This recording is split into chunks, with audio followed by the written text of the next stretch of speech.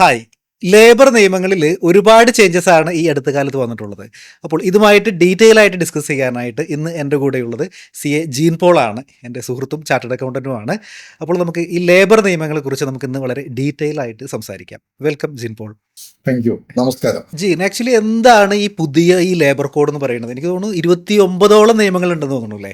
ഇതൊക്കെ മാറ്റിയിട്ട് എന്തിനങ്ങനെ ഒരു പുതിയൊരു കാര്യങ്ങളൊക്കെ കൊണ്ടുവരുന്നത്? ഏറ്റവും പ്രധാനമായിട്ട് സങ്കീർണതയിൽ നിന്ന് ലാളിത്യത്തിലേക്ക് എന്ന ഒരു ആശയമാണ് ഇതിൻ്റെ പുറകിലുള്ളത്. കാരണം കാലാകാലങ്ങളിൽ ഓരോ ആവശ്യത്തിനനുസരിച്ച് പുതിയ പുതിയ നിയമങ്ങൾ ക്രിയേറ്റ് ചെയ്യുകയാണ് കഴിഞ്ഞ കാലങ്ങളിലൊക്കെ നടന്നിട്ടുള്ളത്.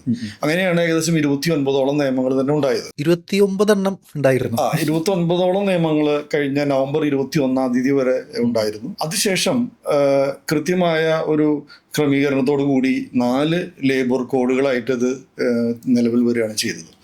കാരണം 29 നിയമങ്ങളും 4 കോഡുകളിലേക്ക് ക്രോഡീകരിച്ചിട്ടാണ് പുതിയ ഒരു 4 ലേബർ കോഡുകൾ നിലവിൽ വന്നത്. ഏറ്റവും പ്രധാന കാര്യം എന്ന് പറയുന്നത് വളരെ സങ്കീർണമായ നിയമങ്ങളിൽ നിന്ന് ഒരു വളരെ ലളിതമായ ഒരു നിയമ അവസ്ഥയിലേക്ക് കൊണ്ടുവരിക എന്നതാണ് ഈ പറഞ്ഞ ഏറ്റവും പ്രധാനപ്പെട്ട ആവശ്യമായിട്ട് തോന്നിയിട്ടുള്ളത്. അതാണ് ഇതിൻ്റെ ഉദ്ദേശ ലക്ഷ്യവും. അപ്പോൾ ഇതിങ്ങനെ ഒരു ചേഞ്ച് വരാനായിട്ട് ഇപ്പോൾ ഇത്ര 29 നിയമങ്ങൾ ഉണ്ടായിരുന്നു. അപ്പോൾ ഇതിനെ ഒരു സിംപ്ലിഫൈ ചെയ്യാനായിട്ട് ഏകദേശം എത്ര സമയം എടുത്തിട്ടുണ്ട്? അതായത് പെട്ടെന്നാണോ ഇങ്ങനെ ഒരു മാറ്റം വന്നേക്കുന്നത്? അല്ല, എനിക്ക് തോന്നുന്നത് ഇതിൻ്റെ ഹിസ്റ്ററി പരിശോധിച്ച് കഴിഞ്ഞാൽ ഏകദേശം ഒരു 2019 ആദ്യത്തെ കോഡ് ഓൺ വേജസ് എന്ന് പറഞ്ഞിട്ടുള്ള കോഡ് ആദ്യം പാർലമെന്റ് പാസ്സാക്കിയത്. പിന്നെയുള്ള 3 കോഡുകളും 2020 പാസ്സാക്കിയിട്ടുള്ളത്. അതിന് മുമ്പ് തന്നെ വർഷങ്ങൾക്ക് മുമ്പ് വാജ്പേയി ഗവൺമെന്റിന്റെ കാലഘട്ടത്തിലാണ് ആദ്യത്തെ കമ്മീഷനെ നിയമിച്ചിട്ടുള്ളത്. അതിനുശേഷം ഉള്ള ഒരു ചരിത്രം പരിശോധിച്ചാൽ വീണ്ടും സെക്കൻഡ് കമ്മീഷൻ നിലവിൽ വരികയും അതിനുശേഷമാണ് അവരൊരു 4-5 കോഡുകളാക്കി തിരിച്ച് ഇതിനെ ക്രോഡീകരിക്കണമെന്നുള്ള ഒരു നിർദ്ദേശം കൊടുത്തതിന്റെ വെളിച്ചത്തിലാണ് 2019-ലും 20-കളിലുമായിട്ട് നമ്മൾ ഈ പറഞ്ഞ 4 കോഡുകൾ ഇന്ത്യ ഗവൺമെന്റ് പാസ്സാക്കിയിട്ടുള്ളത്, പാർലമെന്റിൽ പാസ്സാക്കിയിട്ടുള്ളത്. ഓക്കെ, അപ്പോൾ ഇത് എനാക്ട് ചെയ്യുന്നത് ഇപ്പോൾ 2019 പാസ്സായിട്ടുണ്ട്. 19 തന്നെ നിലവിൽ വന്നിട്ടുണ്ടായിരുന്നത് ഇല്ല, 2019 കോഡ് ഓൺ വേജ് നിയമങ്ങൾ വന്നത് 2019 പാസ്സാക്കിയിട്ടുള്ളത്. പിന്നെ സോഷ്യൽ സെക്യൂരിറ്റിയും ഇൻഡസ്ട്രിയൽ റിലേഷൻസും പിന്നെ occupational safety, health and working conditions എന്ന് പറയുന്നിട്ടുള്ള 3 കോഡുകളുണ്ട്. അത് 2020 പ്രാബല്യത്തിൽ വന്നത്. പക്ഷെ എങ്കിലും ഇത് ഇംപ്ലിമെന്റ് ചെയ്യാനായിട്ട് കുറച്ചുകൂടി സമയം എടുത്തു. എനിക്ക് തോന്നുന്നത് 5 വർഷക്കാലമെങ്കിലും എടുത്തിട്ടുണ്ട്. 2025 നവംബർ 21 നിയമം പാസ്സായ നിയമങ്ങൾ നടപ്പിലാക്കാനായിട്ട് തീരുമാനിച്ച് ഗവൺമെന്റ് ഇൻട്രൊഡ്യൂസ് ചെയ്തിട്ടുള്ളത്. പക്ഷേ ഇതിനാവശ്യമുള്ള റൂൾസ് ഒന്നും നിലവിൽ വന്നിട്ടില്ല. ഇപ്പോൾ അത് ഡ്രാഫ്റ്റാണ് നിലവിലുള്ളത്. അപ്പോൾ പൊതുജനങ്ങളുടെ ശേഖരിക്കാനുള്ള അഭിപ്രായ രൂപീകരണത്തിനൊക്കെ വേണ്ടിയിട്ടുള്ള സമയമാണ് ഇപ്പോൾ. ഇതൊരു ട്രാൻസിഷൻ പീരീഡ് ആയിട്ടാണ് ഇപ്പോൾ നമ്മൾ ഇതിനെ കണക്കാക്കുക. അപ്പം നവംബറിൽ ആക്ട് വന്നു, പക്ഷേ റൂൾസ് വന്നിട്ടില്ല എന്നർത്ഥം. നവംബർ 21, 2025 നിയമങ്ങൾ നിലവിൽ വന്നു. നിയമത്തിനാവശ്യമുള്ള എല്ലാവിധ നടപടികളും സ്വീകരിക്കാനുള്ള ഒരു പ്രാബല്യത്തിൽ വന്നിട്ടുണ്ട്. പക്ഷെങ്കിലും റൂൾസ് ഡ്രാഫ്റ്റ് ആയിട്ടുള്ളൂ. നമുക്കറിയാം, ലേബർ ലോ ഒരു കൺകറന്റ് ലിസ്റ്റിൽ പെട്ടതാണ്. സെൻട്രൽ ഗവൺമെന്റും സ്റ്റേറ്റ് ഗവൺമെന്റും ഒരുപോലെ സഹകരിച്ച് വേണം, അല്ലെങ്കിൽ സ്റ്റേറ്റ് ഗവൺമെന്റ് ആണ് ഇതിന് ഏറ്റവും പ്രധാനപ്പെട്ട ഒരു നിയമനിർമ്മാണം കൂടി നടത്തേണ്ടത്. സ്റ്റേറ്റ് ഗവൺമെന്റ് കൂടിയാണ്. ഇപ്പോൾ കോഡ് ഓൺ വേജസിലും അതുപോലെയുള്ള 4 കോഡിലും പറയുന്ന അപ്രോപ്രിയേറ്റ് ഗവൺമെന്റ് എന്ന് പറയുന്നത് പ്രൈവറ്റ് സെക്ടർ കമ്പനിയെ സംബന്ധിച്ചിടത്തോളം, പ്രൈവറ്റ് സെക്ടർ സ്ഥാപനങ്ങളെ സംബന്ധിച്ചിടത്തോളം സ്റ്റേറ്റ് ഗവൺമെന്റ് ആണ്. അപ്പോൾ സ്റ്റേറ്റ് ഗവൺമെന്റ് ഇതിന് റൂൾസും കൂടി കൊണ്ടുവരേണ്ടതുണ്ട്. അപ്പോൾ സെൻട്രൽ റൂൾസും വേണം, സ്റ്റേറ്റ് റൂൾസും വേണം. ഇപ്പോൾ സെൻട്രൽ ഗവൺമെന്റ് റൂൾസ് പബ്ലിഷ് ചെയ്തിട്ടുണ്ട്. അതുപോലെ തന്നെ ഇന്ത്യയിലുള്ള എല്ലാ സ്റ്റേറ്റുകളും ഡ്രാഫ്റ്റ് റൂൾസ് പബ്ലിഷ് ചെയ്തിട്ടുണ്ട്. അപ്പോൾ അതിൻ്റെ ഒരു ഫൈനലൈസേഷന് വേണ്ടി നമ്മൾ വെയിറ്റ് ചെയ്യാണ്. അപ്പോൾ ഇൻ കേസ് അപ്പോൾ നവംബറിൽ നിയമം വന്നു, അപ്പോൾ ഒരു റൂൾസിന്റെ ഒരു റിക്വയർമെന്റ് വരികയാണെന്നുണ്ടെങ്കിൽ അപ്പോൾ അത് എന്ത് ചെയ്യും? പഴയ ആക്ട് പഴയ റൂൾസ് ജനറൽ ക്ലോസസ് ആക്ട് എന്ന് പറഞ്ഞൊരു ആക്ട് ഉണ്ട്. അപ്പോൾ ഒരു നിയമം നിലവിൽ വരികയും അതേപോലെ അതിന് മുമ്പുണ്ടായിരുന്ന നിയമങ്ങൾ റിപ്പീൽ ചെയ്തിട്ടാണ് ഒരു നിയമം വന്നിട്ടില്ല എന്നുണ്ടെങ്കിൽ ആ പഴയ നിയമത്തിൽ എന്താണോ റൂൾസ് ഉണ്ടായിരുന്നത് ആ റൂൾസ് ഈ പുതിയ നിയമത്തിൽ റൂൾസ് ഇല്ലെങ്കിൽ എഫക്ട് ചെയ്യാനായിട്ട് അല്ലെങ്കിൽ അത് ഉപയോഗിക്കാമെന്നുള്ള ഒരു ജനറൽ ക്ലോസസ് ആക്ട് പറയുന്നുണ്ട്. അപ്പോൾ അതുകൊണ്ട് തന്നെ ഇപ്പോൾ ലേബർ കോഡുകൾ നിലവിൽ വരികയും ഡ്രാഫ്റ്റ് റൂൾസ് ഇല്ല എന്ന് പറഞ്ഞതുകൊണ്ട് മാത്രം അത് ഇംപ്ലിമെന്റ് ചെയ്യാണ്ടിരിക്കേണ്ട സാധ്യതയില്ല.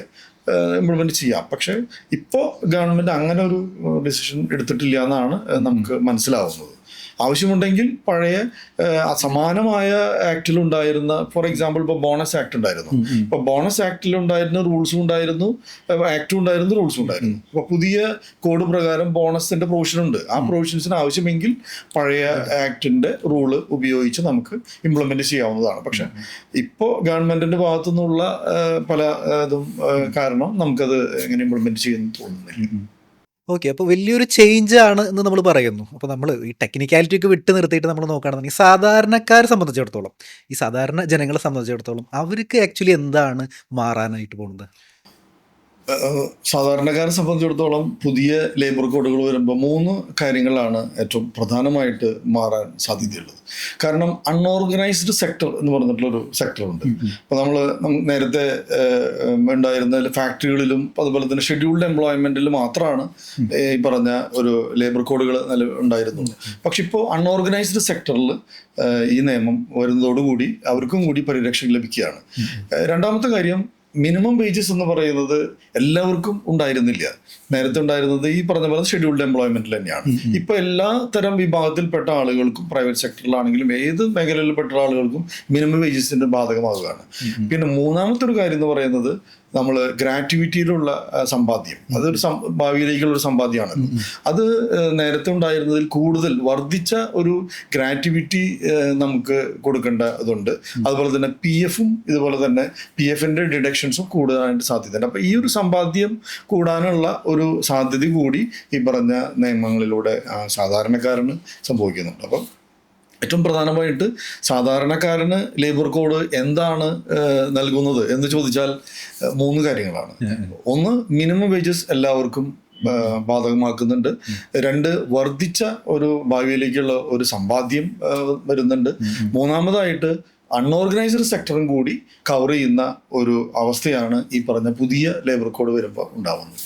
അപ്പം മുമ്പ് ഒരു അങ്ങനെ അൺഓർഗനൈസ്ഡ് സെക്ടറിന് ഒരു ബെനിഫിറ്റ്സ് ഉണ്ടായിരുന്നില്ല മുമ്പത്തെ ഒരു സിറ്റുവേഷനിൽ. അതായത് ഈ ലേബർ കോഡിന് മുൻപ് ആ ഒരു ബെനിഫിറ്റ് അവർക്ക് ഉണ്ടായിരുന്നില്ല. ലേബർ കോഡിന് മുമ്പ് അൺഓർഗനൈസ്ഡ് സെക്ടറിനെ ഇതിന്റെ പരിധിയിലേക്കൊന്നും കൊണ്ടുവന്നിരുന്നില്ല. കാരണം ഇപ്പൊ ബോണസ് ആക്ടും അങ്ങനെയുള്ള ഫാക്ടറീസ് ആക്ട് ഒക്കെ ആണെങ്കിൽ തന്നെ ഷെഡ്യൂൾഡ് എംപ്ലോയ്മെന്റിൽ ഉള്ള ആളുകൾ മാത്രമാണ് ഈ പറഞ്ഞ നിയമത്തിന്റെ പരിരക്ഷ കിട്ടിയിരുന്നുള്ളൂ.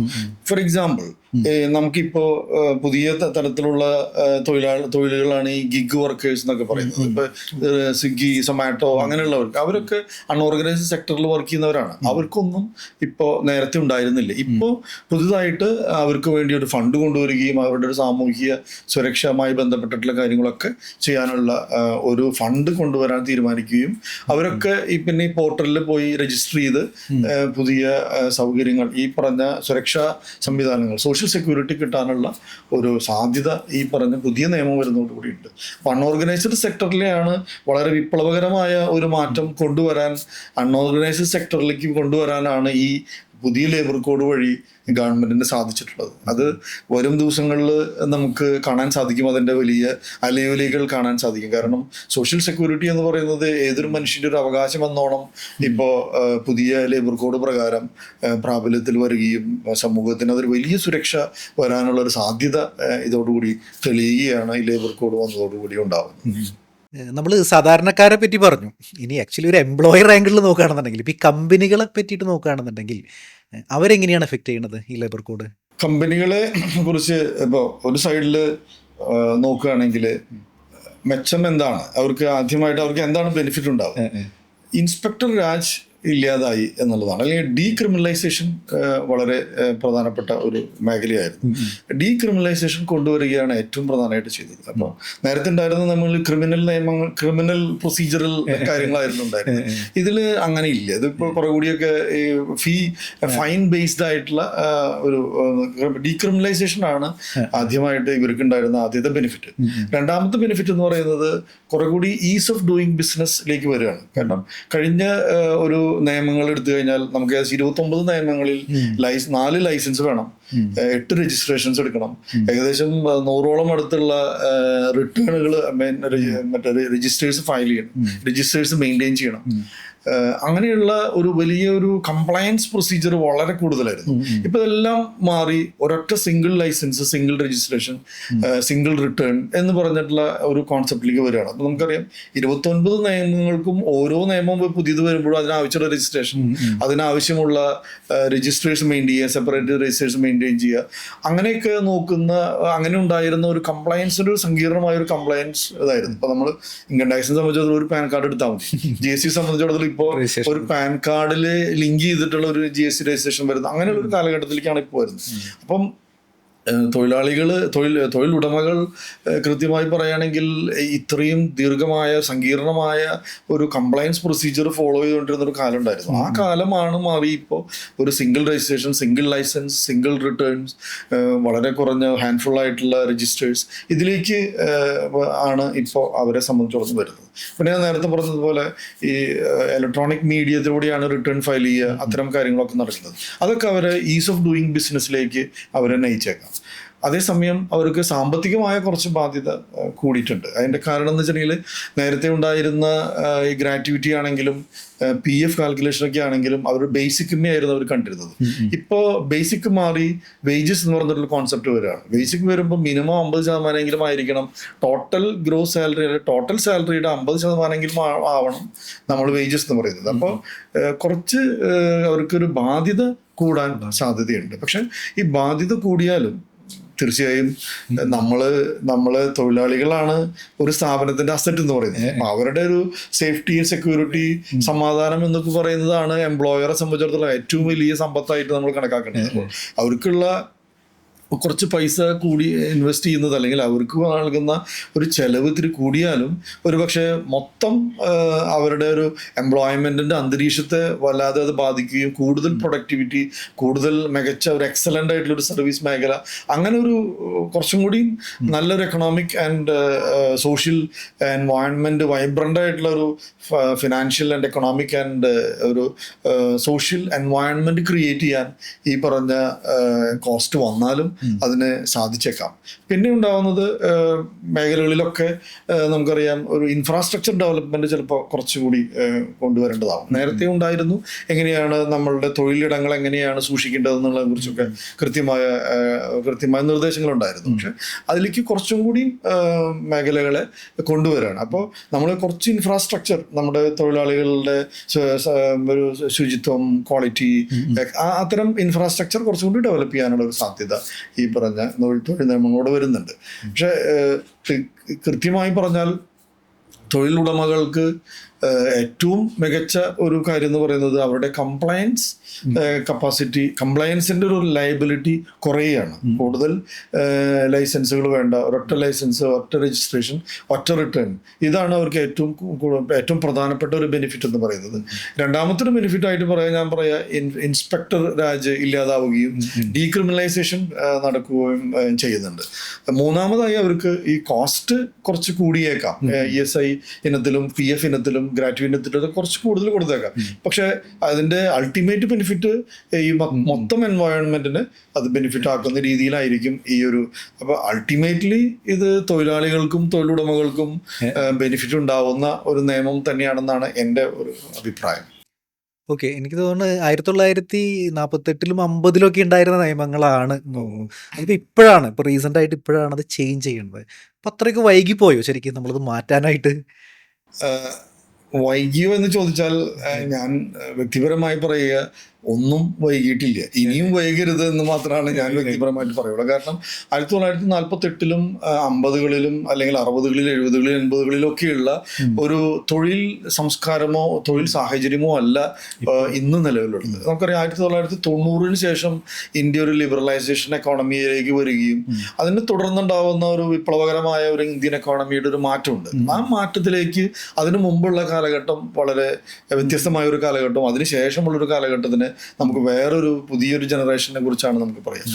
ഇതൊക്കെ മാറി കോവിഡിന് ശേഷം ഉണ്ടായിരുന്ന ഒരു കാലഘട്ടം തന്നെ വളരെ വളരെ വ്യത്യസ്തമാണല്ലേ. നമുക്ക് 2019 മുമ്പുള്ള ഒരു കാലഘട്ടം തൊഴിലുമല്ല, തൊഴിൽ സാധ്യതകളുമല്ല, തൊഴിൽ സംസ്കാരവുമല്ല, തൊഴിൽ പ്രവർത്തനങ്ങളും അങ്ങനെയല്ല. പക്ഷെ 2021 ശേഷം, കോവിഡിന് ശേഷം നമ്മൾ ഈ പറഞ്ഞ കോവിഡിന് ശേഷം ഉണ്ടായിരുന്ന, കോവിഡിന് മുമ്പുണ്ടായിരുന്ന ഒരു സാഹചര്യമല്ല കോവിഡിന് ശേഷം ഉണ്ടായിരുന്നത്. ഫോർ എക്സാമ്പിൾ, നമ്മൾ ഇന്റർനെറ്റ് ഉപയോഗിച്ചുണ്ടാവുന്ന ഒരുപാട് തൊഴിൽ മേഖലകൾ ഓപ്പൺ അപ്പ് ആയിട്ടുണ്ട്. അതിനാണ് ഈ ഗിഗ് വർക്കേഴ്സും പ്ലാറ്റ്ഫോം വർക്കേഴ്സും ഒക്കെ നമുക്ക് വരുന്നത്. ഇപ്പോൾ ഒലെ പോലുള്ള ടാക്സികൾ, ഊബർ, ഒലെ, ഇപ്പം നമ്മുടെ തൊട്ടടുത്തുള്ള ഒരു ഓട്ടോറിക്ഷക്കാരൻ പോലും ഇന്ന് ഇലക്ട്രോണിക് സാധ്യതകൾ ഉപയോഗിച്ചിട്ടാണ് ചെയ്യുന്നത്. അപ്പോൾ അതുകൊണ്ട് വൈകി എന്ന ചോദ്യത്തിനപ്പുറം ഇനിയും വൈകരുതായിരുന്നു, അത് വലിയൊരു കാര്യമാണ്. കാരണം നമ്മൾ 2019-20 നിയമം പാസ്സാക്കിയിട്ടുണ്ട്.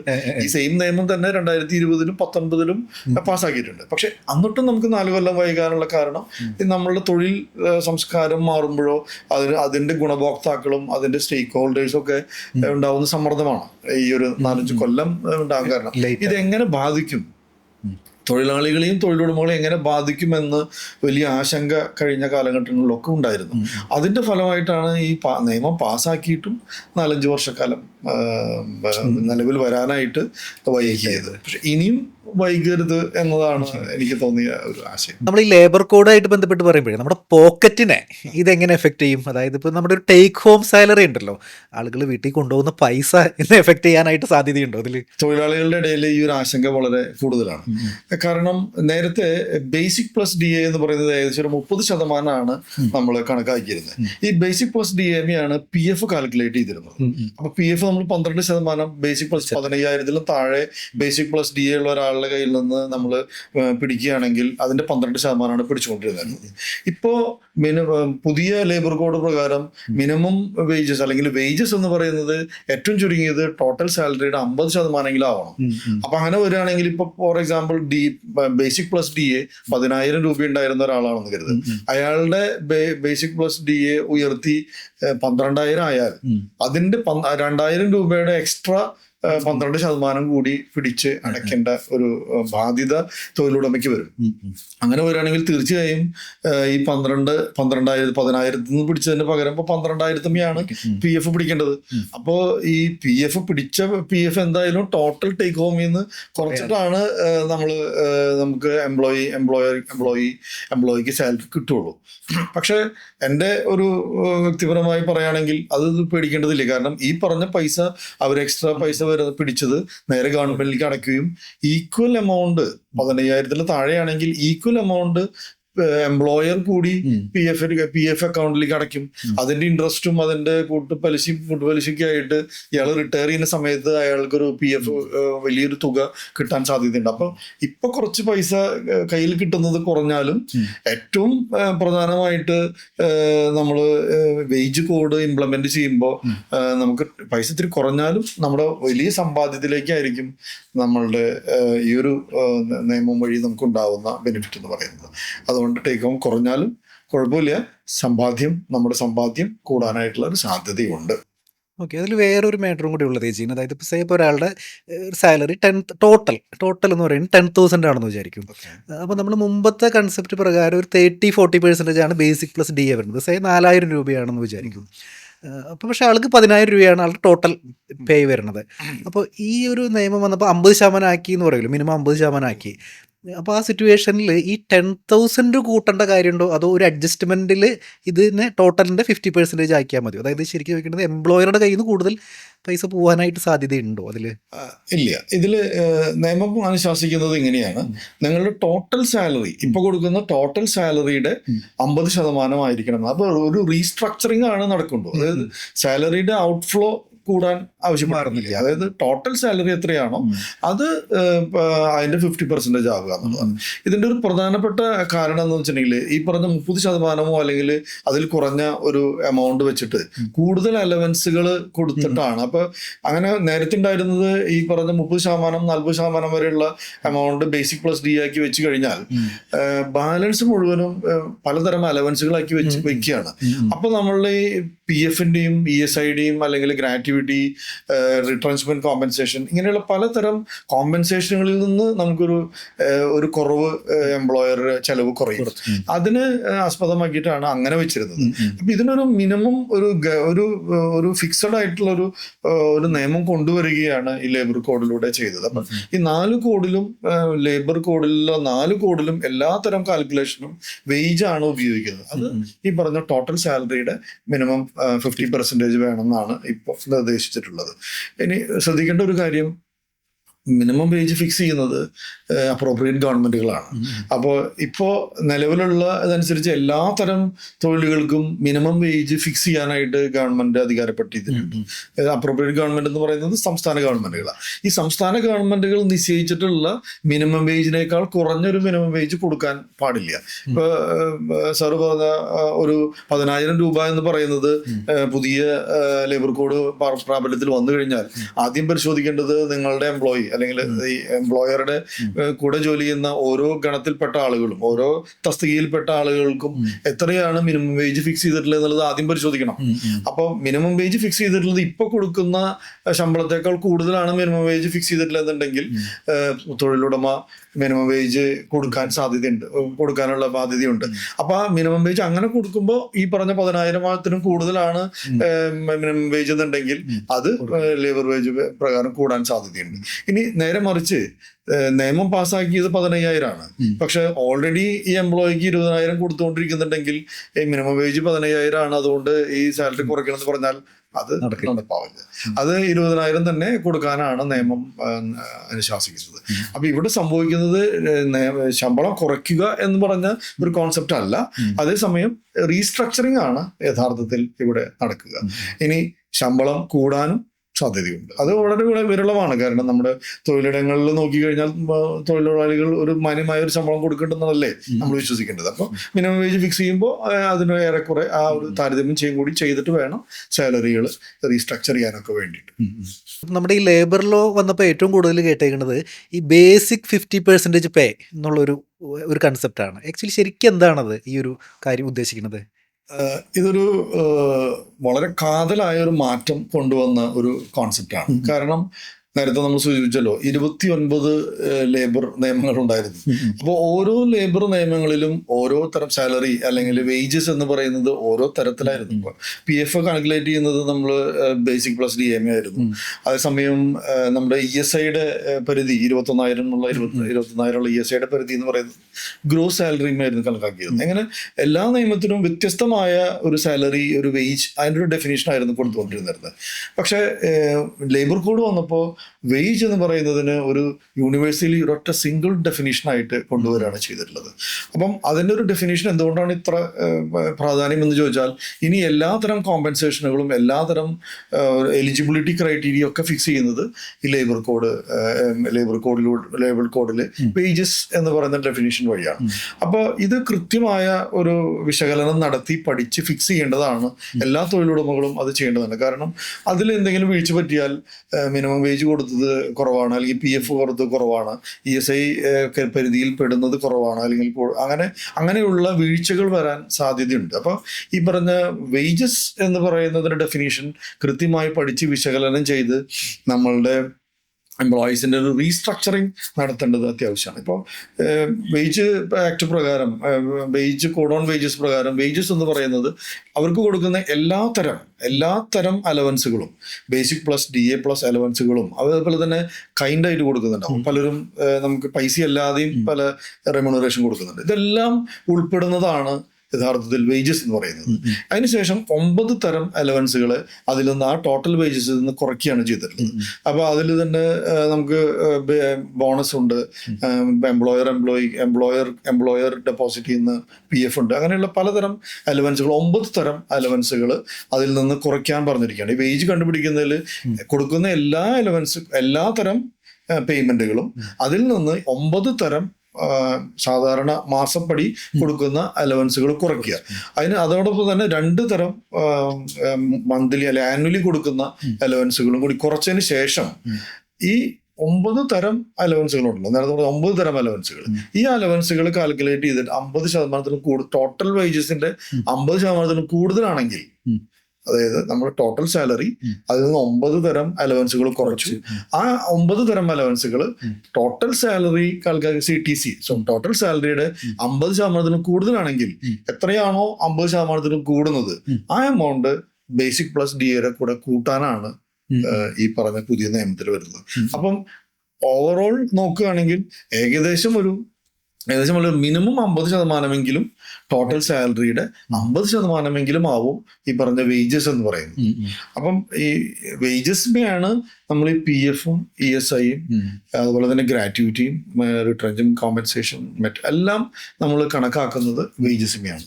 അപ്പോൾ മിനിമം ഒരു 50% വരുന്ന തരത്തിലുള്ള ഒരു സ്ട്രക്ചറിങ് ആണ് ലേബർ കോഡ് പ്രകാരം മിനിമം ഇത് വേജസിൽ വരുന്നത്.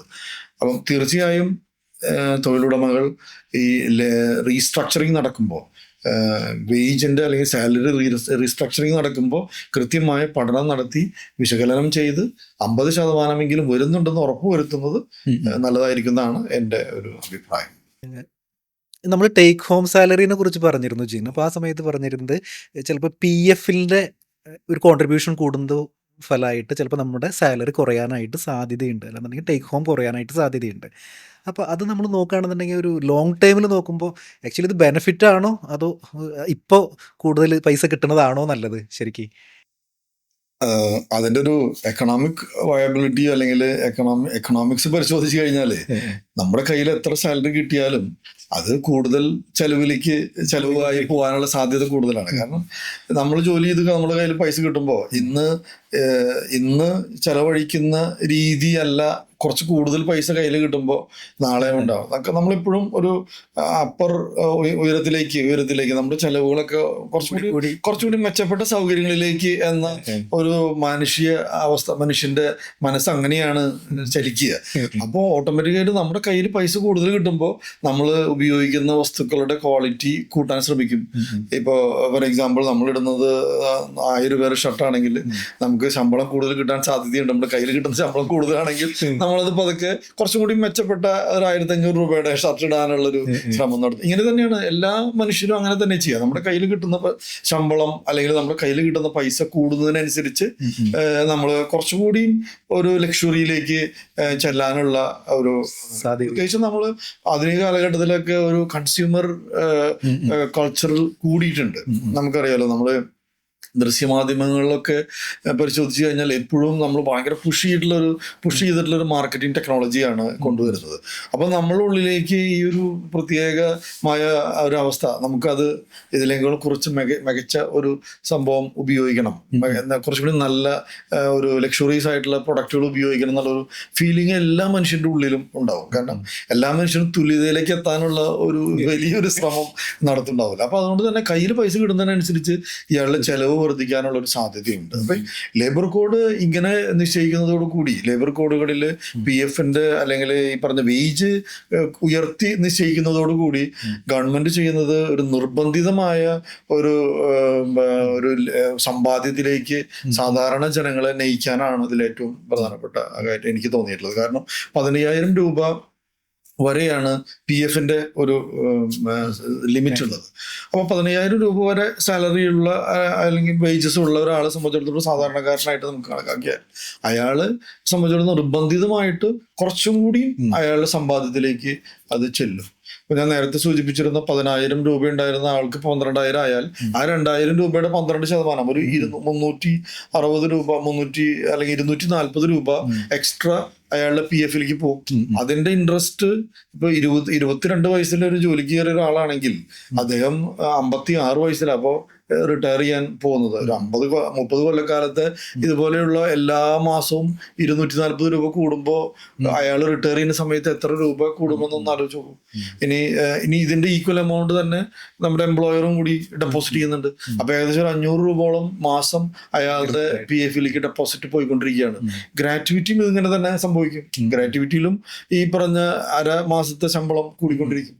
അപ്പൊ ഇത് ഭാവിയിലേക്ക് എന്തായാലും തീർച്ചയായും അത് ഏറ്റവും പ്രധാനപ്പെട്ട ഒരു കാര്യമായിട്ട് തന്നെ ഗവൺമെന്റ് എടുത്തുള്ളൊരു തീരുമാനം ഭാവി സുരക്ഷിതമാക്കുക. ഒരു റിട്ടയർമെന്റ് കാലം വരുമ്പോൾ അദ്ദേഹത്തിന് വളരെ ശാന്തമായ ഒരു ജീവിതം നയിക്കാനായിട്ട് ഈ പറഞ്ഞ തൊഴിൽ നിയമങ്ങളിലെ മാറ്റങ്ങൾ അയാളെ വല്ലാതെ അയാൾക്ക് ഉപകാരപ്രദമായേക്കാമെന്നാണ് എനിക്ക് തോന്നുന്നത്. നമ്മുടെ ഈ ലേബർ കോഡുമായിട്ട് ബന്ധപ്പെട്ടിട്ട് ഗ്രാറ്റുവിറ്റിയിൽ എന്തൊക്കെ ചേഞ്ചസ് വന്നിട്ടുള്ളത്? അതായത് നമ്മളൊരു ഗ്രാറ്റുവിറ്റി കിട്ടാനായിട്ട് സാധാരണ മുമ്പത്തെ ഒരു ഇത് പ്രകാരം 5 വർഷമൊക്കെ നമ്മൾ കാത്തിരിക്കണം. ഇനി 1 വർഷമൊക്കെ വർക്ക് ചെയ്താൽ നമുക്ക് ഗ്രാറ്റുവിറ്റി കിട്ടാനുള്ള സാധ്യതകളുണ്ടോ ഇനി? തീർച്ചയായും ഉണ്ട്. പുതിയ ലേബർ കോഡ് പ്രകാരം ഗ്രാറ്റുവിറ്റി കിട്ടാൻ 5 വർഷം കാത്തിരിക്കണമെന്ന് ചോദിച്ചാൽ ചില കാറ്റഗറി ഓഫ് വർക്കേഴ്സ്, അതായത് ചില ക്ലാസ് ഓഫ് എംപ്ലോയീസ് കാത്തിരിക്കണം. അതേസമയം പുതിയ ലേബർ കോഡിൽ വന്നിട്ടുള്ള വലിയൊരു വിപ്ലവകരമായൊരു മാറ്റമാണ് ഫിക്സഡ് ടൈം എംപ്ലോയ്മെന്റ്. മറ്റത് നമ്മളൊരു പെർമനന്റ് എംപ്ലോയ്മെന്റ് എന്ന് പറഞ്ഞൊരു കോൺസെപ്റ്റാണ് നമുക്ക് നേരത്തെ ഉണ്ടായിരുന്നത്. ഇപ്പോൾ പുതിയ ലേബർ കോഡ് പ്രകാരം ഫിക്സഡ് ടൈം എംപ്ലോയ്മെന്റും കൂടി നമ്മളുടെ നിയമത്തിന്റെ പരിരക്ഷയിലേക്ക് കൊണ്ടുവന്നിരിക്കുകയാണ്. ഫിക്സ്ഡ് ടൈം എംപ്ലോയ്മെന്റ് എന്ന് ഉദ്ദേശിക്കുന്നത് ഇപ്പോൾ നമ്മൾ ഒരു എക്സാമ്പിൾ 3 വർഷത്തേക്ക് മാത്രമുള്ള ഒരു കരാർ അടിസ്ഥാനത്തിൽ ഒരാളെ ജോലിക്ക് എടുക്കുകയാണ്. അദ്ദേഹത്തിന് ഒരു ഫിക്സ്ഡ് ടൈം എംപ്ലോയ്മെന്റിലേക്ക് ഫിക്സ്ഡ് ടൈം എംപ്ലോയ്മെന്റിലേക്കാണ് അയാളെ കൊണ്ടുവരുന്നത്. അങ്ങനെയുള്ള തൊഴിലാളികൾക്ക് 1 വർഷത്തിൽ കൂടുതൽ ജോലി ചെയ്താൽ അദ്ദേഹത്തിന് ഗ്രാറ്റുവിറ്റി ലഭിക്കാനായിട്ടുള്ള അർഹതയുണ്ട്. അതേസമയം പെർമനന്റ് എംപ്ലോയ്മെന്റിലാണ് നിങ്ങളുടെ തൊഴിലാളി ഉടമയായിട്ടുള്ള കോൺട്രാക്ട് എന്നുണ്ടെങ്കിൽ അദ്ദേഹം ഇപ്പോഴും 5 വർഷം വരെ കാത്തിരിക്കണം. 5 വർഷം കഴിഞ്ഞാൽ മാത്രമാണ് അദ്ദേഹത്തിന് ഗ്രാറ്റുവിറ്റിയുടെ എലിജിബിലിറ്റി ഉണ്ടാവുള്ളൂ. ചുരുക്കി പറഞ്ഞാൽ ഫിക്സഡ് ടൈം നിങ്ങൾ ആദ്യം ശ്രദ്ധിക്കേണ്ടത് ഫിക്സഡ് ടൈം എംപ്ലോയ്മെന്റിലാണോ നിങ്ങളെ അപ്പോയിന്റ് ചെയ്തിട്ടുള്ളത്. ഫിക്സഡ് ടൈം എംപ്ലോയ്മെന്റിലാണെങ്കിൽ 1 വർഷം മിനിമം വർക്ക് ചെയ്താൽ നിങ്ങൾക്ക് ഗ്രാറ്റുവിറ്റിക്ക് അർഹതയുണ്ട്. അതേസമയം ഇപ്പം നിങ്ങൾ പെർമനന്റ് എംപ്ലോയി ആയിട്ടാണ് നിങ്ങൾ എംപ്ലോയർ റിലേഷൻഷിപ്പ് ഉണ്ടെങ്കിൽ അദ്ദേഹത്തിന് വീണ്ടും 5 വർഷം വരെ കാത്തിരിക്കേണ്ട ബാധ്യതയുണ്ട്. ഈ ഫിക്സഡ് ടൈം എംപ്ലോയ്മെന്റ് എന്നതൊരു പുതിയൊരു കോൺസെപ്റ്റാണ്. ഇപ്പോൾ ഫോർ എക്സാമ്പിൾ ഒരു കോൺട്രാക്ടർക്ക് ഒരു പ്രൊജക്ട് വർക്ക് കിട്ടി. അത് ഏകദേശം ഒരു 3 കൊല്ലം കൊണ്ട് ആ പ്രൊജക്ട് തീരും. അത് കഴിഞ്ഞാൽ പിന്നെ അദ്ദേഹത്തിന് ഇനി പ്രൊജക്ട് ഉണ്ടാവോ ഇല്ലയോ എന്നൊന്നും അറിയാൻ പറ്റില്ല. അപ്പൊ അദ്ദേഹം ഒരു എംപ്ലോയീസിനെ ഒരു 50 എംപ്ലോയീസിനെ തൊഴിലാളികളെ അദ്ദേഹം ജോലിക്ക് എടുക്കുകയാണ്. അദ്ദേഹത്തിന് അപ്പോൾ 5 വർഷം വരെ അയാൾക്ക് ജോലി കൊടുക്കാൻ സാധിക്കില്ല. അത്തരം സാഹചര്യത്തിൽ നേരത്തെ ഉണ്ടായിരുന്ന നിയമപ്രകാരം ഈ എംപ്ലോയിക്ക് ഒരു തരത്തിലുള്ള പരിരക്ഷയും കിട്ടില്ല. കാരണം അദ്ദേഹം 5 കൊല്ലം കഴിയുന്നതിന് മുമ്പേ ഇവര് ഈ തൊഴിലിൽ നിന്ന് പിരിഞ്ഞു പോകും. പക്ഷെ ഫിക്സഡ് ടൈം എംപ്ലോയ്മെന്റ് കൊണ്ടുവരുമ്പോൾ ഈ എംപ്ലോയർ റിലേഷൻഷിപ്പിൽ 3 വർഷം വരെയുള്ള ഒരു കോൺട്രാക്ട് ആയിട്ട് അതിനെ പരിഗണിക്കുകയും ഇത് എംപ്ലോയർ രജിസ്റ്റർ ചെയ്യുകയും അങ്ങനെ വരുമ്പോൾ 1 കൊല്ലം കഴിഞ്ഞാൽ അദ്ദേഹത്തിന് ഗ്രാറ്റുവിറ്റി. ഇപ്പോൾ ഫോർ എക്സാമ്പിൾ ഒരു 3 വർഷം കൊണ്ട് ഉള്ള ഒരു കോൺട്രാക്റ്റിലാണ് ഈ എംപ്ലോയർ റിലേഷൻഷിപ്പ് ഉള്ളത്. 1.5 കൊല്ലം കഴിഞ്ഞാൽ ഈ എംപ്ലോയി റിസൈൻ ചെയ്ത് പോവുകയാണ്. അങ്ങനെയുള്ള സാഹചര്യത്തിൽ അയാൾക്ക് 1.5 കൊല്ലത്തെ ഗ്രാറ്റുവിറ്റിക്ക് അർഹതയുണ്ട്. അതേസമയം നേരത്തെ ഉള്ള നിയമം അനുസരിച്ച് 5 കൊല്ലം വരെ ആര് പിരിഞ്ഞു പോയാലും സാധ്യതയില്ല. അപ്പം ഫിക്സഡ് ടൈം എംപ്ലോയ്മെന്റ് വളരെ വലിയ ഫിക്സഡ് ടൈം എംപ്ലോയ്മെന്റ് പരിഗതിയിൽ വരുന്ന ആളുകളാണെങ്കിൽ അവർക്ക് വലിയൊരു മാറ്റമാണ്, വിപ്ലവകരമായ ഒരു മാറ്റമാണ് ഈ പറഞ്ഞ ഗ്രാറ്റുവിറ്റിയിൽ വന്നിട്ടുള്ളത്. അപ്പം നമ്മളെ സംബന്ധിച്ചിടത്തോളം ആദ്യം നോക്കേണ്ടത് ഫിക്സഡ് ടൈം എംപ്ലോയ്മെന്റ് ആണോ അതോ പെർമനന്റ് എംപ്ലോയ്മെന്റിലാണോ നിങ്ങൾ പ്രവേശിച്ചിട്ടുള്ളത്. ഫിക്സഡ് ടൈം എംപ്ലോയ്മെന്റിലാണെങ്കിൽ 1 വർഷത്തിനും കൂടുതൽ നിങ്ങൾ ജോലി ചെയ്തിട്ടുണ്ടെങ്കിൽ ജോലി ചെയ്തിട്ടുള്ള മുറയ്ക്ക് നിങ്ങൾക്ക് ഗ്രാറ്റുവിറ്റി കിട്ടാൻ അർഹതയുണ്ട്. അതേസമയം പെർമനന്റ് എംപ്ലോയ്മെന്റിലാണെങ്കിൽ 5 വർഷം വരെ കാത്തിരുന്നേ സാധിക്കും. പിന്നെ നിങ്ങൾക്ക് റെഗുലർ ആയിട്ടുള്ള ഒരു എംപ്ലോയ്മെന്റിലേക്ക് നിങ്ങൾക്ക് വരാൻ സാധിക്കും.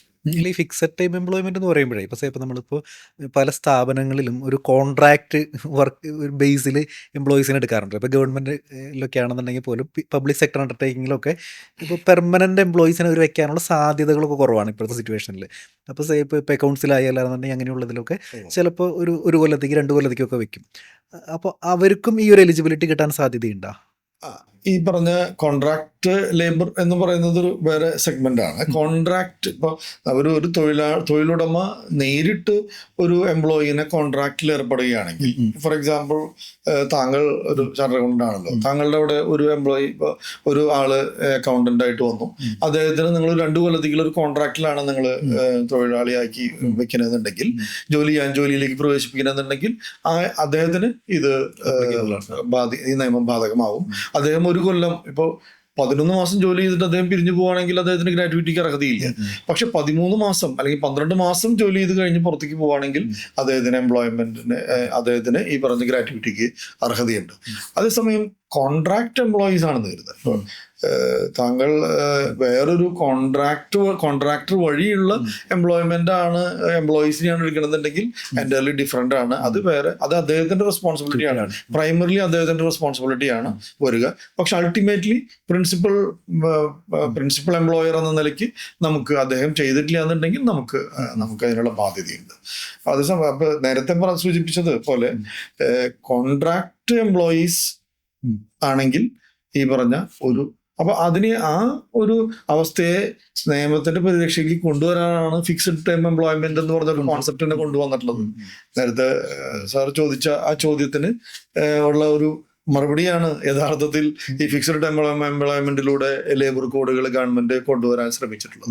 ഒരുപാട് സെക്ടർ ഓഫ് ആളുകൾ ഇപ്പൊ ഈ 5 കൊല്ലത്തെ ഗ്രാറ്റുവിറ്റി കൊടുക്കാതിരിക്കാനും അങ്ങനെ അതിൽ നിന്ന് ഒഴിവാകാനൊക്കെ വേണ്ടി പറഞ്ഞ ഒരു കോൺട്രാക്റ്റിലേക്ക് കൊണ്ടുവരാൻ സാധ്യത ഉണ്ടായിരുന്നു. ആ സാധ്യതയാണ് ഇപ്പോ ഒഴിവാക്കി പുതിയൊരു ലേബർ കോഡിലൂടെ ഫിക്സഡ് ടൈം എംപ്ലോയ്മെന്റ് കൊണ്ടുവന്നിരിക്കുന്നത്. പുതിയ ലേബർ കോഡ് വന്നപ്പോൾ ഈ വർക്കിംഗ് അവേഴ്സിൽ എന്തെങ്കിലുമൊക്കെ ചേഞ്ചസ് വന്നിട്ടുണ്ട്? അതായത് എല്ലാവരും വിചാരിക്കുന്നതാണ്, സ്വപ്നം കാണുന്നതാണ് ആഴ്ചയിൽ 4 ദിവസം വർക്ക് ചെയ്താൽ മതി എന്നുള്ളത്. അപ്പൊ അങ്ങനെ എന്തെങ്കിലും ഒരു മാറ്റം വന്നിട്ടുണ്ടോ? തീർച്ചയായും ആ സ്വപ്നം യാഥാർത്ഥ്യമാവാം. കാരണം എന്താ വെച്ചിട്ടുണ്ടെങ്കിൽ ലേബർ കോഡ് പ്രകാരം ആഴ്ചയിൽ ദിവസം 8 മണിക്കൂർ ജോലി ചെയ്യുക, പ്ലസ് ഒരു മാസം ഒരാഴ്ചയിൽ 48 മണിക്കൂർ വരെ ജോലി ചെയ്യുക എന്നുള്ളതാണ്. മിനിമം 8 മണിക്കൂർ ജോലി ചെയ്യുക, മാക്സിമം 12 മണിക്കൂർ വരെ ജോലി ചെയ്യാം. ആഴ്ചയിൽ 48 മണിക്കൂർ ജോലി ചെയ്യുക, ഇതാണ് പൊതുവായ നിയമം. 8 മണിക്കൂർ മുതൽ 12 മണിക്കൂർ വരെ ജോലി ചെയ്യാനായിട്ടുള്ള ഒരു അവസരം ലഭിക്കുന്നുണ്ട്. ആ സമയം ആഴ്ചയിൽ 48 മണിക്കൂർ ആണ് മാക്സിമം ജോലി ചെയ്യേണ്ടത്. അപ്പോൾ 12 മണിക്കൂർ എന്ന് പറയുന്ന ഇൻറ്റു 48 നോക്കി കഴിഞ്ഞാൽ 4 ദിവസം പണി ജോലി ചെയ്താൽ മതി. 3 ദിവസം, അപ്പോൾ 48 മണിക്കൂർ കഴിഞ്ഞാൽ ജോലി ചെയ്ത് കഴിഞ്ഞാൽ പിന്നെ ആ ആഴ്ചയിൽ ബാക്കിയുള്ള ദിവസങ്ങൾ മുഴുവനും, ബാക്കിയുള്ള സമയം മുഴുവനും നിർബന്ധിതമായ ഹോളിഡേ കൊടുക്കാനായിട്ട് പറയുന്നുണ്ട്. അപ്പോൾ നമ്മളെ സംബന്ധിച്ചിടത്തോളം 12 മണിക്കൂർ വെച്ചിട്ടുള്ള 4 ദിവസം ജോലി ചെയ്താൽ മിനിമം റിക്വയർമെന്റ് മീറ്റ് ചെയ്ത് കഴിയും. പിന്നെ ജോലി ചെയ്യുന്നത് മുഴുവൻ ഓവർ ടൈമിന്റെ പരിധിയിലേക്കാണ് വരിക. പക്ഷെ അതാത് സംസ്ഥാനങ്ങളിലെ നിയമങ്ങൾ ഇത് വേണമെങ്കിൽ ബാധിക്കാം. ഇപ്പൊ സെൻട്രൽ ഗവൺമെന്റിന്റെ കോഡ് ഓൺ വേജസ് അല്ലെങ്കിൽ മറ്റ് ലേബർ കോഡിൽ 12 മണിക്കൂർ വരെ ജോലി ചെയ്യാമെന്ന് സൂചിപ്പിച്ചാലും കേരളത്തിലൊക്കെ 10 മണിക്കൂർ വരെയാണ് നമ്മുടെ ഷോപ്സ് ആൻഡ് എസ്റ്റാബ്ലിഷ്മെന്റ് ആക്ട് പ്രകാരമൊക്കെ 10 മണിക്കൂർ വരെയൊക്കെയാണ് സാധ്യതയുള്ളത്. അപ്പൊ ഇതിൽ കുറഞ്ഞ 12ലും കുറഞ്ഞ ഒരു അവേഴ്സ്, ഒരു ദിവസം 12ൽ കുറഞ്ഞ അവേഴ്സ് ഫിക്സ് ചെയ്യാനായിട്ട് സംസ്ഥാന ഗവൺമെന്റുകൾക്ക് അനുവാദമുണ്ട്. അപ്പം അങ്ങനെ വരുമ്പോൾ ചിലപ്പോൾ നമ്മുടെ സംസ്ഥാനത്തൊക്കെ അല്ലെങ്കിൽ പല സംസ്ഥാനങ്ങളിലും 12ൽ കുറഞ്ഞ ഒരു ദിവസ സമയം വയ്ക്കാനും സാധ്യതയുണ്ട്. അങ്ങനെ വരുമ്പോൾ 4 ദിവസം പ്രവൃത്തി ദിനവും 3 ദിവസം ഹോളിഡേ വരാൻ സാധ്യതയില്ല. എങ്കിലും ഒരു 5 ഡേ ഹോളിഡേ ഒക്കെ, 5 ഡേ വീക്ക് 2 ദിവസം ഹോളിഡേ ഒക്കെ വരാനായിട്ടുള്ള സാധ്യതയുണ്ട്. ഇപ്പോൾ ബാങ്കിലൊക്കെ അങ്ങനെ ഒരു മൂവ്മെന്റ് നടക്കുന്നുണ്ട്. അപ്പോൾ മാക്സിമം 8 മണിക്കൂർ മുതൽ 12 മണിക്കൂർ വരെയാണ് ഒരു ദിവസം മാക്സിമം ജോലി ചെയ്യാവുന്നത്. അതേസമയം ആഴ്ചയിൽ 48 മണിക്കൂറാണ് മാക്സിമം നമുക്ക് ജോലി ചെയ്യേണ്ട സമയം.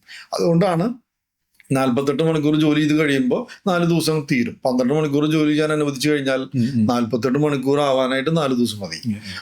അങ്ങനെയുള്ള സന്ദർഭങ്ങളിലാണ് ഈ പറഞ്ഞ 3 ദിവസം അവധി ദിനം അടിച്ചു പൊളിക്കാം എന്നൊക്കെ പറയാനുള്ള കാരണം. പക്ഷെ അങ്ങനെ വരുമ്പോൾ ഒരുപാട് ഇപ്പൊ തൊഴിലിടങ്ങളിൽ നോക്കിക്കഴിഞ്ഞാൽ 4 ദിവസം പണിയെടുത്തു കഴിഞ്ഞാൽ 3 ദിവസം പ്രവൃത്തി ദിനം നഷ്ടപ്പെട്ട് കഴിഞ്ഞാൽ അവിടെ മൂല്യം നഷ്ടമാവും. അപ്പൊ കൂടുതൽ എംപ്ലോയീസിനെ എംപ്ലോയി ഉണ്ട് വരാം. അപ്പൊ കൂടുതൽ പ്രശ്നങ്ങളാണത്. കാരണം അങ്ങനെ ഒരു സിറ്റുവേഷൻ ക്രിയേറ്റ് ചെയ്ത് കഴിഞ്ഞാൽ കൂടുതൽ ആളുകൾ ഹാൻഡിൽ ചെയ്യാന്ന് പറയുന്നത് വലിയൊരു ബുദ്ധിമുട്ടല്ലേ. ഇപ്പൊ 100 ആളുകളോടത്ത് വീണ്ടും ഒരു 50 ആളെങ്കിലും അഡീഷണൽ ആയിട്ട് ജോലിക്ക് വെച്ചാലാണ് ഇങ്ങനെ ഒരു ഇത് ശരിയാവുള്ളൂ. അങ്ങനെയൊക്കെ വരുമ്പോൾ കുറെ കൂടി ഈസി അല്ല, അത് ഈസ് ഓഫ് ഡൂയിങ് ബിസിനസിന്റെ ആ കോൺസെപ്റ്റിനെ ചിലപ്പോൾ ബാധിച്ചേക്കാം. അതുകൊണ്ട് ഒരു സമവായത്തിൽ എത്തി അങ്ങനെ കൊണ്ടുപോകുന്നതാണ് ഒരു പക്ഷെ നന്നാവുക എന്നാണ് എനിക്ക് തോന്നുന്നത്. പുതിയ ലേബർ കോഡിൽ ഈ ESI ആയിട്ട് ബന്ധപ്പെട്ടിട്ട് എന്തെങ്കിലും ചേഞ്ചസ് വന്നിട്ടുണ്ടോ? പുതിയ ലേബർ കോഡ് പ്രകാരം ESI ആയിട്ടുള്ള വലിയ ചേഞ്ചസ് ഒന്നും വന്നിട്ടില്ല. കാരണം എന്താ വെച്ചാൽ 21,000 രൂപ തന്നെയാണ് ESIയുടെ ലിമിറ്റ് ഇപ്പോഴും നിലവിലുള്ളത്. അതിൽ മാറ്റമൊന്നും വരുത്തിയിട്ടില്ല. പക്ഷെ കാതലായൊരു മാറ്റം വന്നിട്ടുള്ളത് എന്താണെന്ന് വെച്ചിട്ടുണ്ടെങ്കിൽ നമ്മൾ ESIയുടെ ലിമിറ്റ് 21,000 നേരത്തെ കാൽക്കുലേറ്റ് ചെയ്തിരുന്നത് ഗ്രോസ് സാലറി ആയിരുന്നു. ഇപ്പോ വെയ്ജ് എന്നുള്ള ഡെഫിനേഷൻ തന്നെ മാറിയല്ലോ. അപ്പോ 50% ആണ് ഇപ്പൊ വേജസ് എന്ന് പറയുന്നത്. ഈ വേജസ് ആണ് ഈ പുതിയതായിട്ട് 21,000 21,000 എന്ന് പറഞ്ഞാൽ എലിജിബിലിറ്റി കണക്കാക്കേണ്ടത് നമ്മളുടെ വേജസ് ആണ്. അപ്പൊ നേരത്തെ ഫോർ എക്സാമ്പിൾ 40,000 ശമ്പളം ഉണ്ടായിരുന്ന ഒരാൾക്ക് ESI കവറേജ് ഇല്ല. 21,000 ക്രോസ് ചെയ്തിട്ടുള്ള ഗ്രോസ് സാലറി മേടിക്കുന്ന ഒരാള്, ഫോർ എക്സാമ്പിൾ 25,000 അല്ലെങ്കിൽ 30,000 ശമ്പളം മേടിച്ചിരിക്കുന്ന ഒരാള് നേരത്തെ ESI കവറേജിൽ ഉണ്ടാവില്ല. ഇപ്പോ വെയ്ജ് ആണല്ലോ നമ്മളുടെ ESIയുടെ കാൽക്കുലേഷന് വേണ്ടി ഉപയോഗിക്കുന്നത്. അപ്പൊ 30,000 ശമ്പളം മേടിക്കുന്ന ആളാണെങ്കിൽ 15,000 ആയിട്ട് മാറും ഈ എലിജിബിലിറ്റി ക്രൈറ്റീരിയ. അങ്ങനെ വരുമ്പോൾ കൂടുതൽ ആളുകൾ ESIയുടെ കവറേജ് പരിധിയിലേക്ക് വരാൻ സാധ്യതയുണ്ട്. അത് കുറച്ച് എംപ്ലോയറുടെ കോൺട്രിബ്യൂഷൻ കുറച്ച് കൂട്ടിയേക്കാം. പക്ഷെങ്കിലും അങ്ങനെ കൂടുതൽ ആളുകൾ വരുന്നതോടുകൂടി തൊഴിലുടമയ്ക്കും വളരെ കംഫർട്ടബിൾ ആയിട്ടുള്ളൊരു അന്തരീക്ഷം ക്രിയേറ്റ് ചെയ്യാം. കാരണം വെച്ചിട്ടുണ്ടെങ്കിൽ നമുക്കറിയാലോ, നമ്മുടെ തൊഴിലാളി കുറച്ച് അസുഖം വരെയൊക്കെ ഉണ്ടായാൽ ഓട്ടോമാറ്റിക്കായിട്ട് അഡ്വാൻസ് ചോദിക്കാൻ വരുന്നത് നമ്മളാണല്ലോ ഒരു സ്രോതസ്. അപ്പോൾ നമ്മൾ തന്നെയാണ് പലപ്പോഴും കൊടുക്കേണ്ടി വരിക, അഡ്വാൻസ് കൊടുക്കേണ്ടി വരിക. അതുപോലെ തന്നെ ഈ എംപ്ലോയി പരിഗണിക്കുകയാണെങ്കിൽ എംപ്ലോയിയെ സംബന്ധിച്ചിടത്തോളം അദ്ദേഹം ഒരു ഇൻഷുറൻസ് എടുക്കുകയാണെങ്കിൽ 1 മാസം ശമ്പളമെങ്കിലും കൊടുത്താലാണ് ഒരു മിനിമം ഇൻഷുറൻസ് കിട്ടാനുള്ള സാധ്യതയുള്ളൂ. പക്ഷേ ESIയിലേക്ക് കടന്നു വരുമ്പോൾ എല്ലാം വ്യത്യസ്തമായി. പിന്നെ ഒരു നമ്മൾ ആരോഗ്യപരമായ മേഖലയിലൊരു സമ്പൂർണ്ണ ഫ്രീഡത്തിലേക്കായിരിക്കും മിക്കവാറും ESI കവറേജ് വരുന്നതോടുകൂടി ഈ തൊഴിലാളിയും തൊഴിലുടമയും ഒരു പരിധി വരെ ഇൻഡയറക്ട്ലി തൊഴിലുടമയും അദ്ദേഹത്തിന്റെ ഈ അഡ്വാൻസ് കൊടുക്കുകയും, അല്ലെങ്കിൽ അറ്റ്ലീസ്റ്റ് അയാളുടെ നമ്മുടെ തൊഴിലാളിയാണല്ലോ, അതുകൊണ്ട് അദ്ദേഹത്തിന് ഒരു മാനസിക പരിഗണനയിൽ തൊഴിലാളിയുടെ ക്ഷേമം അന്വേഷിക്കേണ്ട ഒരു ഉത്തരവാദിത്വം കൂടി ഉണ്ടല്ലോ. അപ്പൊ അതിനൊരു കുറച്ച് സാമ്പത്തിക ചെലവൊക്കെ ഉണ്ടാവാം. അപ്പൊ ഇതൊക്കെ പരിഗണിച്ചാൽ എംപ്ലോയി ESIയുടെ പരിധിയിലേക്ക് വരുന്നതാണ് രണ്ടു കൂട്ടർക്കും നല്ലതായിരിക്കുക. അത് അങ്ങനെ നോക്കുകയാണെങ്കിൽ ലേബർ കോഡിൽ ഒരു വിപ്ലവകരമായ ഒരു മാറ്റം ഈ പറഞ്ഞത് അത് പ്രത്യക്ഷമായ ഒരു മാറ്റമാണെന്ന് ചോദിച്ചാൽ അല്ല, പക്ഷെ പരോക്ഷമായി അത് വലിയൊരു ആരോഗ്യപരമായ സ്വാതന്ത്ര്യത്തിലേക്ക് എല്ലാ മേഖലയിലുള്ള ആളുകളെയും നയിച്ചേക്കാമെന്നാണ് എനിക്ക് തോന്നുന്നത്. അതുപോലെ തന്നെ ഓവർ ടൈമായിട്ട് ബന്ധപ്പെട്ടിട്ട് വേറെ ചേഞ്ചസ് എന്തെങ്കിലും വന്നിട്ടുണ്ടോ? ഓവർ ടൈമായിട്ട് ഇപ്പോൾ വന്നിട്ടുള്ള ചേഞ്ച് എന്ന് പറഞ്ഞാൽ നേരത്തെ പറഞ്ഞില്ലേ 48 മണിക്കൂർ അല്ലെങ്കിൽ 12 മണിക്കൂർ. അപ്പം 48 മണിക്കൂറിൽ കൂടുതൽ ജോലി ചെയ്യുന്ന ഒരു സാഹചര്യം ഉണ്ടാവുകയാണെങ്കിൽ നമ്മൾ ഇരട്ടി ശമ്പളമാണ് കൊടുക്കേണ്ടത്. അപ്പോൾ നമ്മൾ ഓരോ മണിക്കൂറും കണക്കാക്കി ആ മണിക്കൂറിന് എത്ര ശമ്പളമാണെങ്കിൽ അത് നമ്മൾ മിനിമം വേതനത്തിൻ്റെ ഇരട്ടി ശമ്പളം കൊടുക്കുകയാണ്. അത് നേരത്തെയും ഓവർ ടൈം അതിലുണ്ടായിരുന്നു.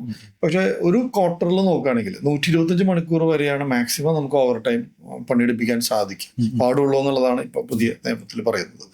അപ്പം ഓവർ ടൈമിൽ പ്രധാനമായിട്ട് ഓവർ ടൈം ഈ പരിധിയിൽ മാക്സിമം ഓവർ ടൈം ഉപയോഗിക്കാവുന്നതിൻ്റെ പരിധിയിൽ അകത്താണ് ഓവർ ടൈം നമ്മൾ കൊടുക്കണമെന്നുണ്ടെങ്കിൽ ഇരട്ടി ശമ്പളം, മണിക്കൂർ കണക്കിനുള്ള ഇരട്ടി ശമ്പളം കൊടുക്കേണ്ട ഒരു ബാധ്യത വരും. അപ്പം അൾട്ടിമേറ്റ്ലി നോക്കുകയാണെങ്കിൽ ഒരു പരിധി വരെയൊക്കെ നമുക്ക് ഓവർ ടൈം കൊടുത്തുകൊണ്ട് തെറ്റുണ്ടാവില്ല. പക്ഷെ അനന്തമായ ഒരു ഓവർ ടൈം എന്നൊക്കെ പറയുന്നത് മനുഷ്യാവകാശ ലംഘനമാവുകയും അതുപോലെ തന്നെ അങ്ങനെ അതുകൊണ്ടാണ് നിയമം ഒരു മാക്സിമം സീലിംഗ് വെക്കാനുള്ള ഒരു കാരണം. അവരുടെ മാത്രമല്ല ഈ തൊഴിലാളികൾക്ക് വിശ്രമം ഇല്ലാതാവുമ്പോൾ ഓട്ടോമാറ്റിക്കായിട്ട് നമ്മുടെ പ്രൊഡക്ഷനും നമ്മുടെ ഇതൊക്കെ കുറയുള്ളൂ. അപ്പോൾ അത് അൾട്ടിമേറ്റ്ലി അത് ബെനിഫിഷ്യൽ ആവുന്നത് ഒരു മിനിമം തലത്തിൽ ഓവർ ടൈം കൊണ്ടുവരാൻ ശ്രമിക്കുമ്പോഴാണ്. തീർച്ചയായും ഓവർ ടൈം നമ്മൾ തൊഴിലാളികളെ ഓവർ ടൈം പണിയെടുപ്പിക്കുകയാണെങ്കിൽ ഇരട്ടി ശമ്പളം മണിക്കൂർ കണക്ക് നോക്കിയിട്ട് മണിക്കൂർ കണക്കാക്കി ഇരട്ടി ശമ്പളം കൊടുക്കാനുള്ള ഒരു ബാധ്യത നമുക്ക് വരാൻ സാധ്യതയുണ്ട്. ഈ പുതിയ ലേബർ കോഡൊക്കെ വന്നപ്പോൾ ഒരാളെ എംപ്ലോയ് ചെയ്യുമ്പോൾ അപ്പോയിന്റ്മെന്റ് ലെറ്റർ കൊടുക്കുക എന്ന് പറയുന്നത് അത് മാൻഡേറ്ററി ആണോ? ഇനിയിപ്പോൾ കൊടുത്തില്ല എന്നുണ്ടെങ്കിൽ എന്താണ് പ്രശ്നം വരുന്നത്? പുതിയ ലേബർ കോഡ് പ്രകാരം ഒരു ആളെ അപ്പോയിന്റ് ചെയ്യുമ്പോൾ നമ്മളൊരു അപ്പോയിന്റ്മെന്റ് ലെറ്റർ കൊടുക്കുന്നത് മാൻഡേറ്ററി ആണ്. കൊടുത്തില്ലെങ്കിൽ എന്താ സംഭവിക്കുക വെച്ചിട്ടുണ്ടെങ്കിൽ ജനറൽ നിയമങ്ങൾ പ്രകാരം ഇപ്പോൾ പെനാൽറ്റിക്ക് സാധ്യതയുണ്ട്. കാരണം അത് ആക്ട് കംപ്ലൈ ചെയ്തില്ല എന്നതുകൊണ്ട് തന്നെ ജനറൽ പെനാൽറ്റികൾക്ക് സാധ്യത ഉള്ള ഒരു കാര്യമാണ് അപ്പോയിന്റ്മെന്റ് ലെറ്റർ കൊടുക്കാതിരിക്കുക എന്ന് പറഞ്ഞൊരു സംഭവം ഉണ്ടാകുമ്പോൾ. അപ്പോയിന്റ്മെന്റ് ലെറ്റർ കൊടുക്കുന്നത് രണ്ടു കൂട്ടർക്കും നല്ലതാണ്. തൊഴിലാളിക്കും തൊഴിലുടമയ്ക്കും നല്ലതാണ്. കൃത്യമായ രേഖപ്പെടുത്തിയിട്ടുള്ള എന്തൊക്കെയാണ് ഇപ്പോൾ നമ്മൾ റൂൾസ് പബ്ലിഷ് ചെയ്തിട്ടുണ്ട്. നമ്മൾ റൂൾസ് പബ്ലിഷ് ചെയ്തപ്പോൾ അതിൽ പറയുന്നുണ്ട് അപ്പോയിന്റ്മെന്റ് ലെറ്റർ എന്തൊക്കെ ഉൾപ്പെടുത്തണം എന്ന് അപ്പോയിന്റ്മെന്റ് ലെറ്ററിൽ പറഞ്ഞിട്ടുണ്ട്. നമ്മൾ ജോലിയുടെ സ്കോപ്പ് എന്താണെന്നും അവരുടെ ലീവ് എങ്ങനെയാണെന്നും അതുപോലെ അതുപോലെ വേതനം എങ്ങനെയാണെന്നും, അതുപോലെ തന്നെ അവർക്ക് എങ്ങനെയാണ് പണിഷ്മെന്റുകൾ അല്ലെങ്കിൽ കോഡ് ഓഫ് കണ്ടക്ട്, ഇതൊക്കെ ഈ പറഞ്ഞ അപ്പോയിന്റ്മെന്റ് ലെറ്ററിൽ കോൺട്രാക്റ്റിൽ കൊണ്ടുവരാനുള്ള സാധ്യതയുണ്ട്. നേരത്തെ ഒരാൾ ഒരു സ്ഥാപനത്തിൽ തൊഴിലാളിയാണെന്ന് ചോദിച്ചാൽ പലപ്പോഴും ഈ സാലറി സ്ലിപ്പ് കാണിച്ചു കൊടുക്കുകയോ അല്ലെങ്കിൽ സാലറി ബാങ്കിലേക്ക് വന്നിട്ടുണ്ട് അല്ലെങ്കിൽ നമ്മൾ ക്യാഷ് ആയിട്ടാണ് വേജ് വരേണ്ടതെന്നുണ്ടെങ്കിൽ അതിന്റെ സ്ലിപ്പ് ഉണ്ട്. ഇതൊക്കെയായിരുന്നു നമ്മൾ പലയിടത്തും പല ഗവൺമെന്റ് ഓഫീസിലേക്കും ബാങ്കിലേക്കൊക്കെ കൊടുത്തുകൊണ്ടിരുന്നത്. ഒരു അപ്പോയിന്റ്മെന്റ് ലെറ്റർ അങ്ങനെ ഒരു നിയമത്തിലും അങ്ങനെ കൊണ്ടുവന്നിരുന്നില്ല. പക്ഷെ പുതിയ ലേബർ കോഡ് പ്രകാരം കൃത്യമായ അപ്പോയിന്റ്മെന്റ് ലെറ്റർ ഓരോ എംപ്ലോയിക്കും കൃത്യമായ അപ്പോയിന്റ്മെന്റ് ലെറ്ററുകൾ കൊടുത്തിട്ടുണ്ടാവണമെന്ന് പറയുന്നുണ്ട്. ഇനിയിപ്പോൾ ഓൾറെഡി അപ്പോയിന്റ്മെന്റ് ലെറ്ററുകൾ കൊടുത്തിട്ടുണ്ടെങ്കിൽ ഇനി അത് പുതുക്കി കൊടുക്കേണ്ടതുണ്ടോ എന്നുള്ളൊരു ചോദ്യം കൂടിയുണ്ട്. അതിൽ നേരത്തെ സൂചിപ്പിച്ചതുപോലെ പുതിയ കോഡ് വരുന്നതനുസരിച്ചുള്ള മാറ്റങ്ങൾ അപ്പോൾ ഡ്രാഫ്റ്റ് റൂൾസിലും അല്ലെങ്കിൽ റൂളിലും വരുന്ന ഒരു മിനിമം കാര്യങ്ങളിലും മിനിമം കോൺട്രാക്ട് ഐഡിയാസ് ഉണ്ടല്ലോ, മിനിമം കാര്യങ്ങളുണ്ട്, മിനിമം ഐറ്റംസ് അതിൽ വേണം. ആ മിനിമം ഐറ്റംസ് ഇല്ലാത്ത അപ്പോയിന്റ്മെന്റ് ലെറ്ററുകളാണ് ഇപ്പോൾ കൈവശമുള്ളത്, എംപ്ലോയീസിന്റെ കൈവശമുള്ളതുണ്ടെങ്കിൽ അത് പുതുക്കി കൊടുക്കേണ്ട ഒരു ബാധ്യത കൂടി എംപ്ലോയീസിനുണ്ട്. കാരണം ലേബർ കോഡ് പ്രകാരം പുതിയ ഡ്രാഫ്റ്റ് റൂൾസ് പബ്ലിഷ് ചെയ്തിട്ടുണ്ട്. റൂൾ പ്രകാരം എന്തൊക്കെയാണ് അപ്പോയിന്റ്മെന്റ് ലെറ്ററിൽ ഉൾപ്പെടുത്തേണ്ട കാര്യങ്ങൾ എന്നുള്ളത് പരിശോധിക്കുക. അത് നേരത്തെ ഉണ്ടായിരുന്ന അപ്പോയിന്റ്മെന്റ് ലെറ്ററിൽ ഇല്ല എന്നുണ്ടെങ്കിൽ അത് ഉൾപ്പെടുത്തിയിട്ട് ഒരു പുതിയ അപ്പോയിന്റ്മെന്റ് ലെറ്റർ കൊടുക്കാനായിട്ടുള്ള ഒരു ബാധ്യത കൂടി ഉണ്ട്.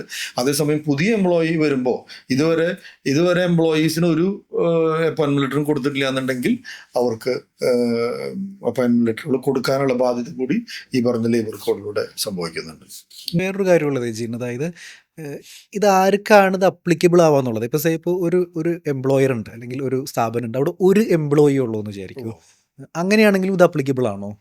ലേബർ കോഡുകൾ അപ്ലിക്കബിൾ ആവുന്നത് 10 അതിലധികമോ എംപ്ലോയീസ് ഉള്ളിടത്താണ്. ജനറലി പറയുകയാണെങ്കിൽ നമ്മൾ അങ്ങനെ പറയാം. ജനറലി പറയുകയാണെങ്കിൽ 10 അതിലധികമോ എംപ്ലോയീസ് ഉള്ള ഒരു സ്ഥാപനത്തെയാണ് ലേബർ കോഡുകൾ ബാധിക്കുക. അതേസമയം 10ലും താഴെയുള്ള ഒരു എംപ്ലോയീസ് ഉള്ള ഒരു സ്ഥാപനമാണെങ്കിൽ നമ്മൾ ഷോപ്സ് ആൻഡ് എസ്റ്റാബ്ലിഷ്മെന്റ് ആക്ട് പ്രകാരമുള്ള എല്ലാ നിയമങ്ങളും അത് ബാധിക്കും. അപ്പം അപ്പോയിന്റ്മെന്റ് ലെറ്റർ സംബന്ധിച്ചാണെങ്കിൽ എല്ലാവർക്കും അപ്പോയിന്റ്മെന്റ് ലെറ്റർ കൊടുക്കുകയാണ് നല്ലത്. പക്ഷെ മാൻഡേറ്ററി ആയിട്ട് നോക്കുകയാണെങ്കിൽ ലേബർ കോഡ് പ്രകാരം 10 അതിലധികമോ എംപ്ലോയീസിനെ അപ്പോയിന്റ് ചെയ്തിട്ടുള്ള ഒരു സ്ഥാപനത്തിനാണ് ഇത് വരിക. ഇനി ഇതിലൊരു വേറൊരു രസകരമായ ഒരു സവിശേഷമായ ഒരു ക്ലോസ് ഉള്ളത്, 10ലും താഴെ ഉള്ള അല്ലെങ്കിൽ എലിജിബിലിറ്റി ESI കവർ ചെയ്യാനായിട്ട് 10ലും കൂടുതൽ എംപ്ലോയീസ് വേണമെന്ന് പറയുന്നുണ്ട്. ഇനി ഒരു സ്ഥാപനം തീരുമാനിക്കുകയാണ് 8 എംപ്ലോയീസേ ഉള്ളൂ. അപ്പൊ എംപ്ലോയർ റിലേഷൻഷിപ്പ് നല്ലതായിരിക്കെ ESI കൊടുക്കാൻ തീരുമാനിക്കുകയാണെങ്കിൽ അത് വളണ്ടറിലി ഓപ്റ്റ് ചെയ്യാനുള്ള ഒരു സൗകര്യം കൂടി നമ്മളുടെ ലേബർ കോഡ് പ്രകാരം വരുന്നുണ്ട്. അത് തന്നെ ഒരു വലിയൊരു കാര്യമാണ്. അപ്പോൾ നമ്മൾ 10ലും താഴെയാണെങ്കിലും ഇത്തരം പ്രൊവിഷൻസ് ഒക്കെ നമുക്ക് വേണമെങ്കിൽ അപ്ലിക്കബിൾ ആക്കാൻ എംപ്ലോയിക്ക് സാധിക്കും. അതേസമയം 10ലും കൂടുതലായിരുന്നു, സേ ഫോർ എക്സാമ്പിൾ 12 ആയിരുന്നു എംപ്ലോയീസ് ഉണ്ടായിരുന്നു. 12 ഒരു വർഷത്തിൽ കഴിഞ്ഞ ഒരു വർഷം 12 മാസം എടുക്കുമ്പോൾ ഏതെങ്കിലും ഒരു സമയത്ത് 10ലും കൂടുതൽ എംപ്ലോയീസ് ഉണ്ടെങ്കിൽ അത് ബാധിക്കും. ഇനി 10ലും താന്നു കഴിഞ്ഞാൽ ഇതിൽ നിന്ന് പുറത്തു പോകാൻ സാധിക്കില്ല. കാരണം അത് അങ്ങനെയാണ് അതിൻ്റെ ഒരു ഘടന ലേബർ കോഡ് പ്രകാരം ഉണ്ടായിരുന്നത്. കഴിഞ്ഞ ഒരു വർഷക്കാലം 12 മാസം പരിശോധിച്ചു കഴിഞ്ഞാൽ ഏതെങ്കിലും ഒരു ദിവസം 10ൽ കൂടുതൽ എംപ്ലോയീസ് ഉണ്ടെങ്കിൽ ഈ നിയമം മുഴുവനും അവരെ ബാധകമാകും. പിന്നീട് അത് താഴേക്ക് വന്നാലും അത് ബാധിക്കും എന്നാണ്. ഇപ്പോൾ ഫോർ എക്സാമ്പിൾ PF കവർ ചെയ്തിട്ടുള്ള ഒരാൾ അതിൽ 15,000-ലും കൂടുതലുള്ള ശമ്പളത്തിൽ പോയാലും അദ്ദേഹത്തിന് താഴേക്ക് കൊണ്ടുവരാൻ സാധിക്കില്ല. ഈ നിയമത്തിന്റെ നമ്പർ ഓഫ് എംപ്ലോയീസ് പരിധി താഴെ പോയാലും ഇത് സാധിക്കില്ല. അപ്പൊ അതുകൊണ്ട് തന്നെ അപ്പോയിന്റ്മെന്റ് ലെറ്റർ എന്ന് പറയുന്നത് ഈ ഒരു എംപ്ലോയി ഉള്ളതാണെങ്കിലും നല്ലതാണ്. ഇനി സാറ് ചോദിച്ച ക്വസ്റ്റ്യന് ഒരു എംപ്ലോയി ഉള്ളിടത്ത് ഇത് ബാധിക്കുമോ എന്നൊരു ക്വസ്റ്റ്യൻ വളരെ ക്രിട്ടിക്കലായിട്ടൊരു ആൻസർ ഉണ്ട്. നിങ്ങളൊരു ഹസാഡിയസ് ആയിട്ടുള്ള ഒരു മേഖലയിലാണ് തൊഴിൽ സംഭവിക്കുന്നത്. ഹസാഡിയസ് എൻവയൺമെന്റിലാണ് നിങ്ങളുടെ സ്ഥാപനം വർക്ക് ചെയ്യുന്നതെന്നുണ്ടെങ്കിൽ ഒരു എംപ്ലോയി ആണെങ്കിലും എല്ലാ ലേബർ കോഡും ബാധിക്കുമെന്നാണ് ലേബർ കോഡ് പ്രകാരമുള്ളത്. അപ്പോൾ ഒരു എംപ്ലോയി ആണോ 10 എംപ്ലോയി ആണോ എന്നുള്ളതല്ല. ഇവിടെ ഹസാഡിയസ് എംപ്ലോയ്മെന്റിലുള്ള എൻവയൺമെന്റിലോ അതുപോലെ തന്നെ ഗവൺമെന്റുകൾ അപ്രോപ്രിയേറ്റ് ഗവൺമെന്റ് പറയുന്ന ചില മേഖലയിലുള്ള തൊഴിൽ ഇടങ്ങളിൽ ഒരു എംപ്ലോയി ആണെങ്കിലും ഇത് ലേബർ കോഡ് ബാധകമാകും. അതുപോലെ വേറൊരു കാര്യമുള്ളത് ഇപ്പോൾ ഒരാളുടെ അടുത്ത് എംപ്ലോയറുടെ അടുത്ത് ഒരു 8 എംപ്ലോയീസ് ഉള്ളത്. അപ്പോൾ ആളൊരു എംപ്ലോയി റിലേഷൻഷിപ്പിൻ്റെ ഭാഗമായിട്ട് ഇവർക്ക് ഒരു ESI എടുത്തു എന്ന് വിചാരിക്കും. ഓക്കെ. അങ്ങനെയാണെന്നുണ്ടെങ്കിൽ തന്നെ ബാക്കി എല്ലാ പ്രൊവിഷൻസും അപ്പോൾ അപ്ലിക്കബിൾ ആവും. അതായത് ലേബർ കോഡ് കംപ്ലീറ്റ്ലി അവിടെ അപ്ലിക്കബിൾ ആവും. അത് ESIയുടെ പാർട്ട് മാത്രമായിരിക്കും അപ്ലിക്കബിൾ. അങ്ങനെ ആവണമെന്നൊന്നുമില്ല. അതേസമയം ESIയുടെ അപ്ലിക്കബിലിറ്റി എന്താ നിർബന്ധമായിട്ടും അവിടെ വരാൻ സാധ്യതയുണ്ട്. നമ്മളിപ്പോൾ ജോലിയിൽ നിന്നൊക്കെ ആളുകളെ പിരിച്ചു വിടുകയാണെന്ന് വിചാരിക്കും. അപ്പോൾ അങ്ങനെയാണെന്നുണ്ടെങ്കിൽ ഈ 2 ദിവസത്തിനുള്ളിലൊക്കെ സെറ്റിൽമെൻറ്റ് നൽകണം എന്നൊക്കെ പുതിയ ലേബർ കോഡിൽ ഉണ്ടെന്ന് കേട്ടു. അത് ആക്ച്വലി ഉള്ളത് തന്നെയാണോ? അത് ഉള്ളത് തന്നെയാണ്. കാരണം മുൻപൊക്കെ ഈ സാലറിയിൽ നിന്ന് പിരിച്ചുവിട്ടാൽ നമുക്കറിയാലോ, ഒരു ഹെൽത്തി റിലേഷൻഷിപ്പ് അല്ലാത്ത ഒരു തൊഴിൽ ഇടങ്ങളിൽ ഒരുപക്ഷെ സെറ്റിൽമെന്റ് ഒക്കെ അനന്തമായി നീണ്ടേക്കാം. അതൊരു സാധാരണ ഇവിടെ കാണുന്ന ഒരു പ്രതിഭാസമാണ്. അതിന് കൃത്യമായ ഒരു നിയമ നിർമ്മാണത്തിലൂടെ അത് കർട്ടയിൽ ചെയ്യുക, അല്ലെങ്കിൽ അത് സ്റ്റോപ്പ് ചെയ്യലാണ് ഇതുകൊണ്ട് ഉണ്ടായിട്ടുള്ളത്. ഈ 2 വർക്കിംഗ് ഡേ എന്നാണ് പറയുന്നത്. ഇപ്പം ശനിയാഴ്ച പിരിഞ്ഞു പോകുന്ന ഒരു എംപ്ലോയിക്ക് തിങ്കളാഴ്ച തന്നെ കൊടുക്കാനല്ല, 2 വർക്കിംഗ് ഡേന്റെ ഉള്ളിലാണ് കൊടുക്കേണ്ടത്. ഇത് കൊടുക്കേണ്ടത് 2 കാര്യങ്ങളാണ് പ്രധാനമായിട്ട്. ഒന്ന്, അയാൾക്ക് കൊടുക്കാനുള്ള സാലറി. അതുപോലെ തന്നെ ലീവ് എൻകാഷ്മെന്റ്, ഇതുവരെ ലീവ് എടുക്കാത്തതിന് ലീവ് എൻകാഷ്മെന്റിന് നമ്മൾ എലിജിബിൾ ആണെങ്കിൽ അതും ഈ 2 ദിവസത്തിൻ്റെ ഉള്ളിൽ കൊടുക്കാനായിട്ടുള്ള ഒരു സാധ്യത ഇവിടെയുണ്ട്. അപ്പം കൃത്യമായിട്ട് നമ്മൾ പരിശോധിക്കുകയാണെങ്കിൽ ഒരു മാസത്തെ നോട്ടീസ് പീരീഡൊക്കെ ലൂടെയാണല്ലോ ഒരു എംപ്ലോയി റിസൈൻ ചെയ്യുമ്പോൾ സാധാരണ നിലയ്ക്ക് ഉണ്ടാവാം. അങ്ങനെ വരികയാണെങ്കിൽ അദ്ദേഹത്തിന് എംപ്ലോയർക്ക് അത് പ്ലാൻ ചെയ്ത് ഈ റിട്ടയർ ചെയ്യുന്ന ദിവസം തന്നെ കൊടുക്കാനോ, അല്ലെങ്കിൽ അതിന് പിറ്റേ ദിവസം, അല്ലെങ്കിൽ അതിനടുത്ത ദിവസം കൊടുക്കാനുള്ള സാഹചര്യമുണ്ട്. അതേസമയം ഇപ്പോൾ 24 മണിക്കൂർ നോട്ടീസ് വെച്ച് പോകുന്ന ഒരു സംവിധാനം നിലവിലുണ്ട്. 24 മണിക്കൂറിന്റെ ഉള്ളിൽ സാലറി നമുക്ക് റിസൈൻ ചെയ്ത് പോവാം. അപ്പൊ നമ്മൾ എന്ത് ചെയ്യും, എംപ്ലോയർ നോട്ടീസ് പേ നമ്മൾ അടയ്ക്കുകയും ഇയാളുടെ സെറ്റിൽമെന്റ് നടക്കുകയും ചെയ്യും. അങ്ങനെയുള്ള സന്ദർഭങ്ങളിൽ ചെറിയ ഒരു ഡിലേ ഉണ്ടാവാം. പക്ഷെ അത് എംപ്ലോയീസ് ഒക്കെ ഇത് അവെയർ ആവുകയും സ്വാഭാവികമായിട്ട് അത് കൊടുക്കാനുള്ള ഒരു എൻവയോൺമെന്റ് ഓട്ടോമാറ്റിക്കായിട്ട് ക്രിയേറ്റ് ചെയ്യുകയും ചെയ്യും. ഇപ്പൊ മിക്കവാറും വലിയ സ്ഥലങ്ങളിലൊക്കെ, വലിയ തൊഴിലുടമകളൊക്കെ ഒരു മിനിമം അവിടെ ഒരു ചെറിയൊരു സോഫ്റ്റ്വെയർ എങ്കിലും ഇല്ലാതെ വർക്ക് ചെയ്യാൻ സാധിക്കില്ല. അപ്പൊ അത് ഉൾപ്പെടുന്ന ഒരു സംവിധാനം ഇതിൽ ഉണ്ടാക്കിയാൽ മതി. കാരണം പഞ്ച് ചെയ്തിട്ടുള്ള അറ്റൻഡൻസ് ഒക്കെ എടുക്കുന്നത് ഓൺലൈൻ റിയൽ ടൈം ബേസിസിലൊക്കെ നമുക്ക് എടുക്കാമല്ലോ. അങ്ങനെയുള്ള സമയത്തിൽ ഇതത്ര വലിയ പ്രശ്നമായിരിക്കില്ല. പക്ഷെ ചെറിയൊരു ബുദ്ധിമുട്ടുണ്ടാവാൻ സാധ്യത ഉണ്ടാവുന്നത് എന്തെങ്കിലും വെഹിക്കിളോ അല്ലെങ്കിൽ അസറ്റുകൾ, എംപ്ലോയറുടെ അസറ്റുകൾ, ഉടമസ്ഥതയിലുള്ള അസറ്റുകൾ എംപ്ലോയി ഉപയോഗിച്ചുകൊണ്ടിരിക്കുകയാണെങ്കിൽ അത് സെറ്റിൽ ചെയ്യാനായിട്ടുള്ള ഒരു സമയം. അങ്ങനെ വരുമ്പോഴുള്ള ഒരു കൺഫ്യൂഷൻ അവിടെ ഉണ്ടായേക്കാം. കാരണം ഈ വെഹിക്കിൾ തിരിച്ചു കൊടുത്ത് അല്ലെങ്കിൽ വീട് ഒഴിഞ്ഞു കൊടുത്ത് അങ്ങനെയുള്ള കുറച്ച് കൺഫ്യൂഷൻസ് ഉണ്ടാവില്ല. അപ്പൊ അതൊക്കെ നേരത്തെ പ്ലാൻ ചെയ്ത് 2 ദിവസത്തിനുള്ളിൽ സെറ്റിൽമെന്റ് കൊടുക്കുന്നതാണ്. ഇത് വളരെ നിർബന്ധമായിട്ടും കൊടുക്കേണ്ട ഒരു കാര്യമാണ്. അങ്ങനെ കൊടുത്തില്ല എന്നുണ്ടെങ്കിൽ ഈ നേരത്തെ പറഞ്ഞ പോലെ കംപ്ലയൻസിന്റെ ഇഷ്യൂസ് വന്ന് പെനാൽറ്റികൾ വരാനായിട്ടുള്ളൊരു സാധ്യത കൂടുതലാണ്. ഇപ്പോൾ നേരത്തെ പോലെയല്ല, കൂടുതൽ പീനൽ ഫൈനാണ് കൂടുതലും ഇവിടെ വരുന്നത്. അപ്പൊ ഫൈൻ കൂടുന്നത് കൊണ്ട് തന്നെ നോട്ടീസുകൾ വരാൻ സാധ്യത കൂടുതലാണ്. അപ്പൊ 2 ദിവസത്തിനുള്ള സാലറി അല്ലെങ്കിൽ ലീവ് എൻകാഷ്മെന്റ് കൊടുക്കണം എന്നുള്ളത് വളരെ നിർബന്ധമായിട്ടും ലേബർ കോഡ് പ്രകാരം കൊണ്ടുവന്നിട്ടുള്ള ഒരു പ്രൊവിഷനാണ്. അപ്പോൾ അതിൽ ബാക്കി പോർഷൻസ്, ഇപ്പോൾ സാലറി, ലീവ് എൻകാഷ്മെന്റ് അല്ലാത്ത ബാക്കി പോർഷൻസ്, ഇപ്പോൾ ഗ്രാറ്റുവിറ്റി ഒക്കെ ആണെന്ന് വിചാരിക്കും, അതൊക്കെയാണെന്നുണ്ടെങ്കിൽ അതിനൊരു സമയമുണ്ട്. അതിനൊക്കെ സമയമുണ്ട്. ഒരു 30 ദിവസത്തിനുള്ളിലേക്ക് കൊടുക്കാവുന്ന ഒരു സമയമുണ്ട്. ഇത് മാത്രമാണ് പ്രധാനമായിട്ട് റെമ്യൂണറേഷൻ, വേജസ് ആണ് ഇതിൽ പറയുന്നത്. ബാക്കിയുള്ള പിരിഞ്ഞു പോകുമ്പോൾ കിട്ടേണ്ടതിനൊക്കെ വ്യക്തമായ വേറെ സമയങ്ങൾ പറഞ്ഞിട്ടുണ്ട്. നമ്മുടെ പുതിയ ലേബർ കോഡ് പ്രകാരം ഈ സാലറി കൊടുക്കുന്ന ദിവസം ഉണ്ടല്ലോ, അത് എന്നാണെന്ന് ഫിക്സ് ചെയ്തിട്ടുണ്ടോ? അത് കൃത്യമായിട്ട് ലേബർ കോഡ് പ്രകാരം സാലറി എന്നാ കൊടുക്കേണ്ടത് എന്നുള്ളത് കൃത്യമായിട്ട് ഫിക്സ് ചെയ്തിട്ടുണ്ട്. ഒരു മാസം അവസാനിച്ചു കഴിഞ്ഞാൽ 7 ദിവസത്തിന്റെ ഉള്ളിൽ 7-ാം തീയതിയെങ്കിലും സാലറി കൊടുക്കണം എന്നാണ് ലേബർ കോഡ് പ്രകാരം പറയുന്നത്. ഇനിയിപ്പോൾ നിങ്ങൾ ദിവസക്കൂലിയാണെന്ന് കരുതുക. ഇപ്പോൾ നമ്മളൊരു ഡെയിലി വേജിനാണ് ഒരാളെ അപ്പോയിന്റ് ചെയ്യുന്നുണ്ടെങ്കിൽ ഏറ്റവും ചുരുങ്ങിയത് ഏറ്റവും ആ ഷിഫ്റ്റ് കഴിയുന്ന മുറയ്ക്ക് നമ്മൾ സാലറി വേജ് കൊടുക്കണം. ഡെയിലി തന്നെ കൊടുക്കണം. ഡെയിലി വേജിനാണ് നമ്മൾ അപ്പോയിന്റ് ചെയ്യുന്നുണ്ടെങ്കിൽ, ഒരാളെ ഡെയിലി വേജിനാണ് അപ്പോയിന്റ് ചെയ്യുന്നുണ്ടെങ്കിൽ ആ ഷിഫ്റ്റ് കഴിയുന്ന സമയത്ത് തന്നെ കൊടുക്കണം. ഇനി ആഴ്ചയിലാണെന്നുണ്ടെങ്കിൽ ആ ആഴ്ചയുടെ ഏറ്റവും അവസാനത്തെ ദിവസം സാലറി കൊടുക്കണം. പ്രധാനമായിട്ട് നമ്മൾ പരിശോധിക്കേണ്ടത് സാലറിയുടെ ബേസിസിലാണ്. സാലറി ആണെങ്കിൽ, സാലറി കൊടുക്കുകയാണെങ്കിൽ ആ മാസം അവസാനിച്ച് 7 ദിവസത്തിനുള്ളിൽ സാലറി ക്രെഡിറ്റ് ചെയ്യണം, അല്ലെങ്കിൽ പേയ്മെന്റ് ആയിട്ട് കൊടുക്കണം എന്നുള്ളതാണ് ഈ പുതിയ ലേബർ കോഡ് പ്രകാരം പറയുന്നത്. നേരത്തെ 10-ാം തീയതി വരെയൊക്കെ കൊടുക്കാമായിരുന്നു. ഓൺ ആവറേജ് 5-ാം തീയതി വരെയൊക്കെ കൊടുക്കുന്ന ഒരു സംവിധാനമുണ്ട്. പക്ഷെ അങ്ങനെ ഇപ്പോൾ അതല്ല. 7-ാം തീയതി എന്ന് കൃത്യമായി നിജപ്പെടുത്തിയിരിക്കുകയാണ്. അപ്പോൾ 7-ാം തീയതി തന്നെ മുമ്പ് സാലറി കൊടുക്കേണ്ട ബാധ്യത പുതിയ നിയമം പ്രകാരം വരുന്നുണ്ട്. അതുപോലെ തന്നെ സ്വിഗ്ഗി, സൊമാറ്റോ അതുപോലെയുള്ള ഈ അൺഓർഗനൈസ്ഡ് സെക്ടേഴ്സിൽ വർക്ക് ചെയ്യുന്ന എംപ്ലോയീസ് ഉണ്ടല്ലോ, അപ്പോൾ അവരെങ്ങനെയാണ്, അവർക്ക് എന്തെങ്കിലും ബെനിഫിറ്റ്സ് വരുന്നുണ്ടോ?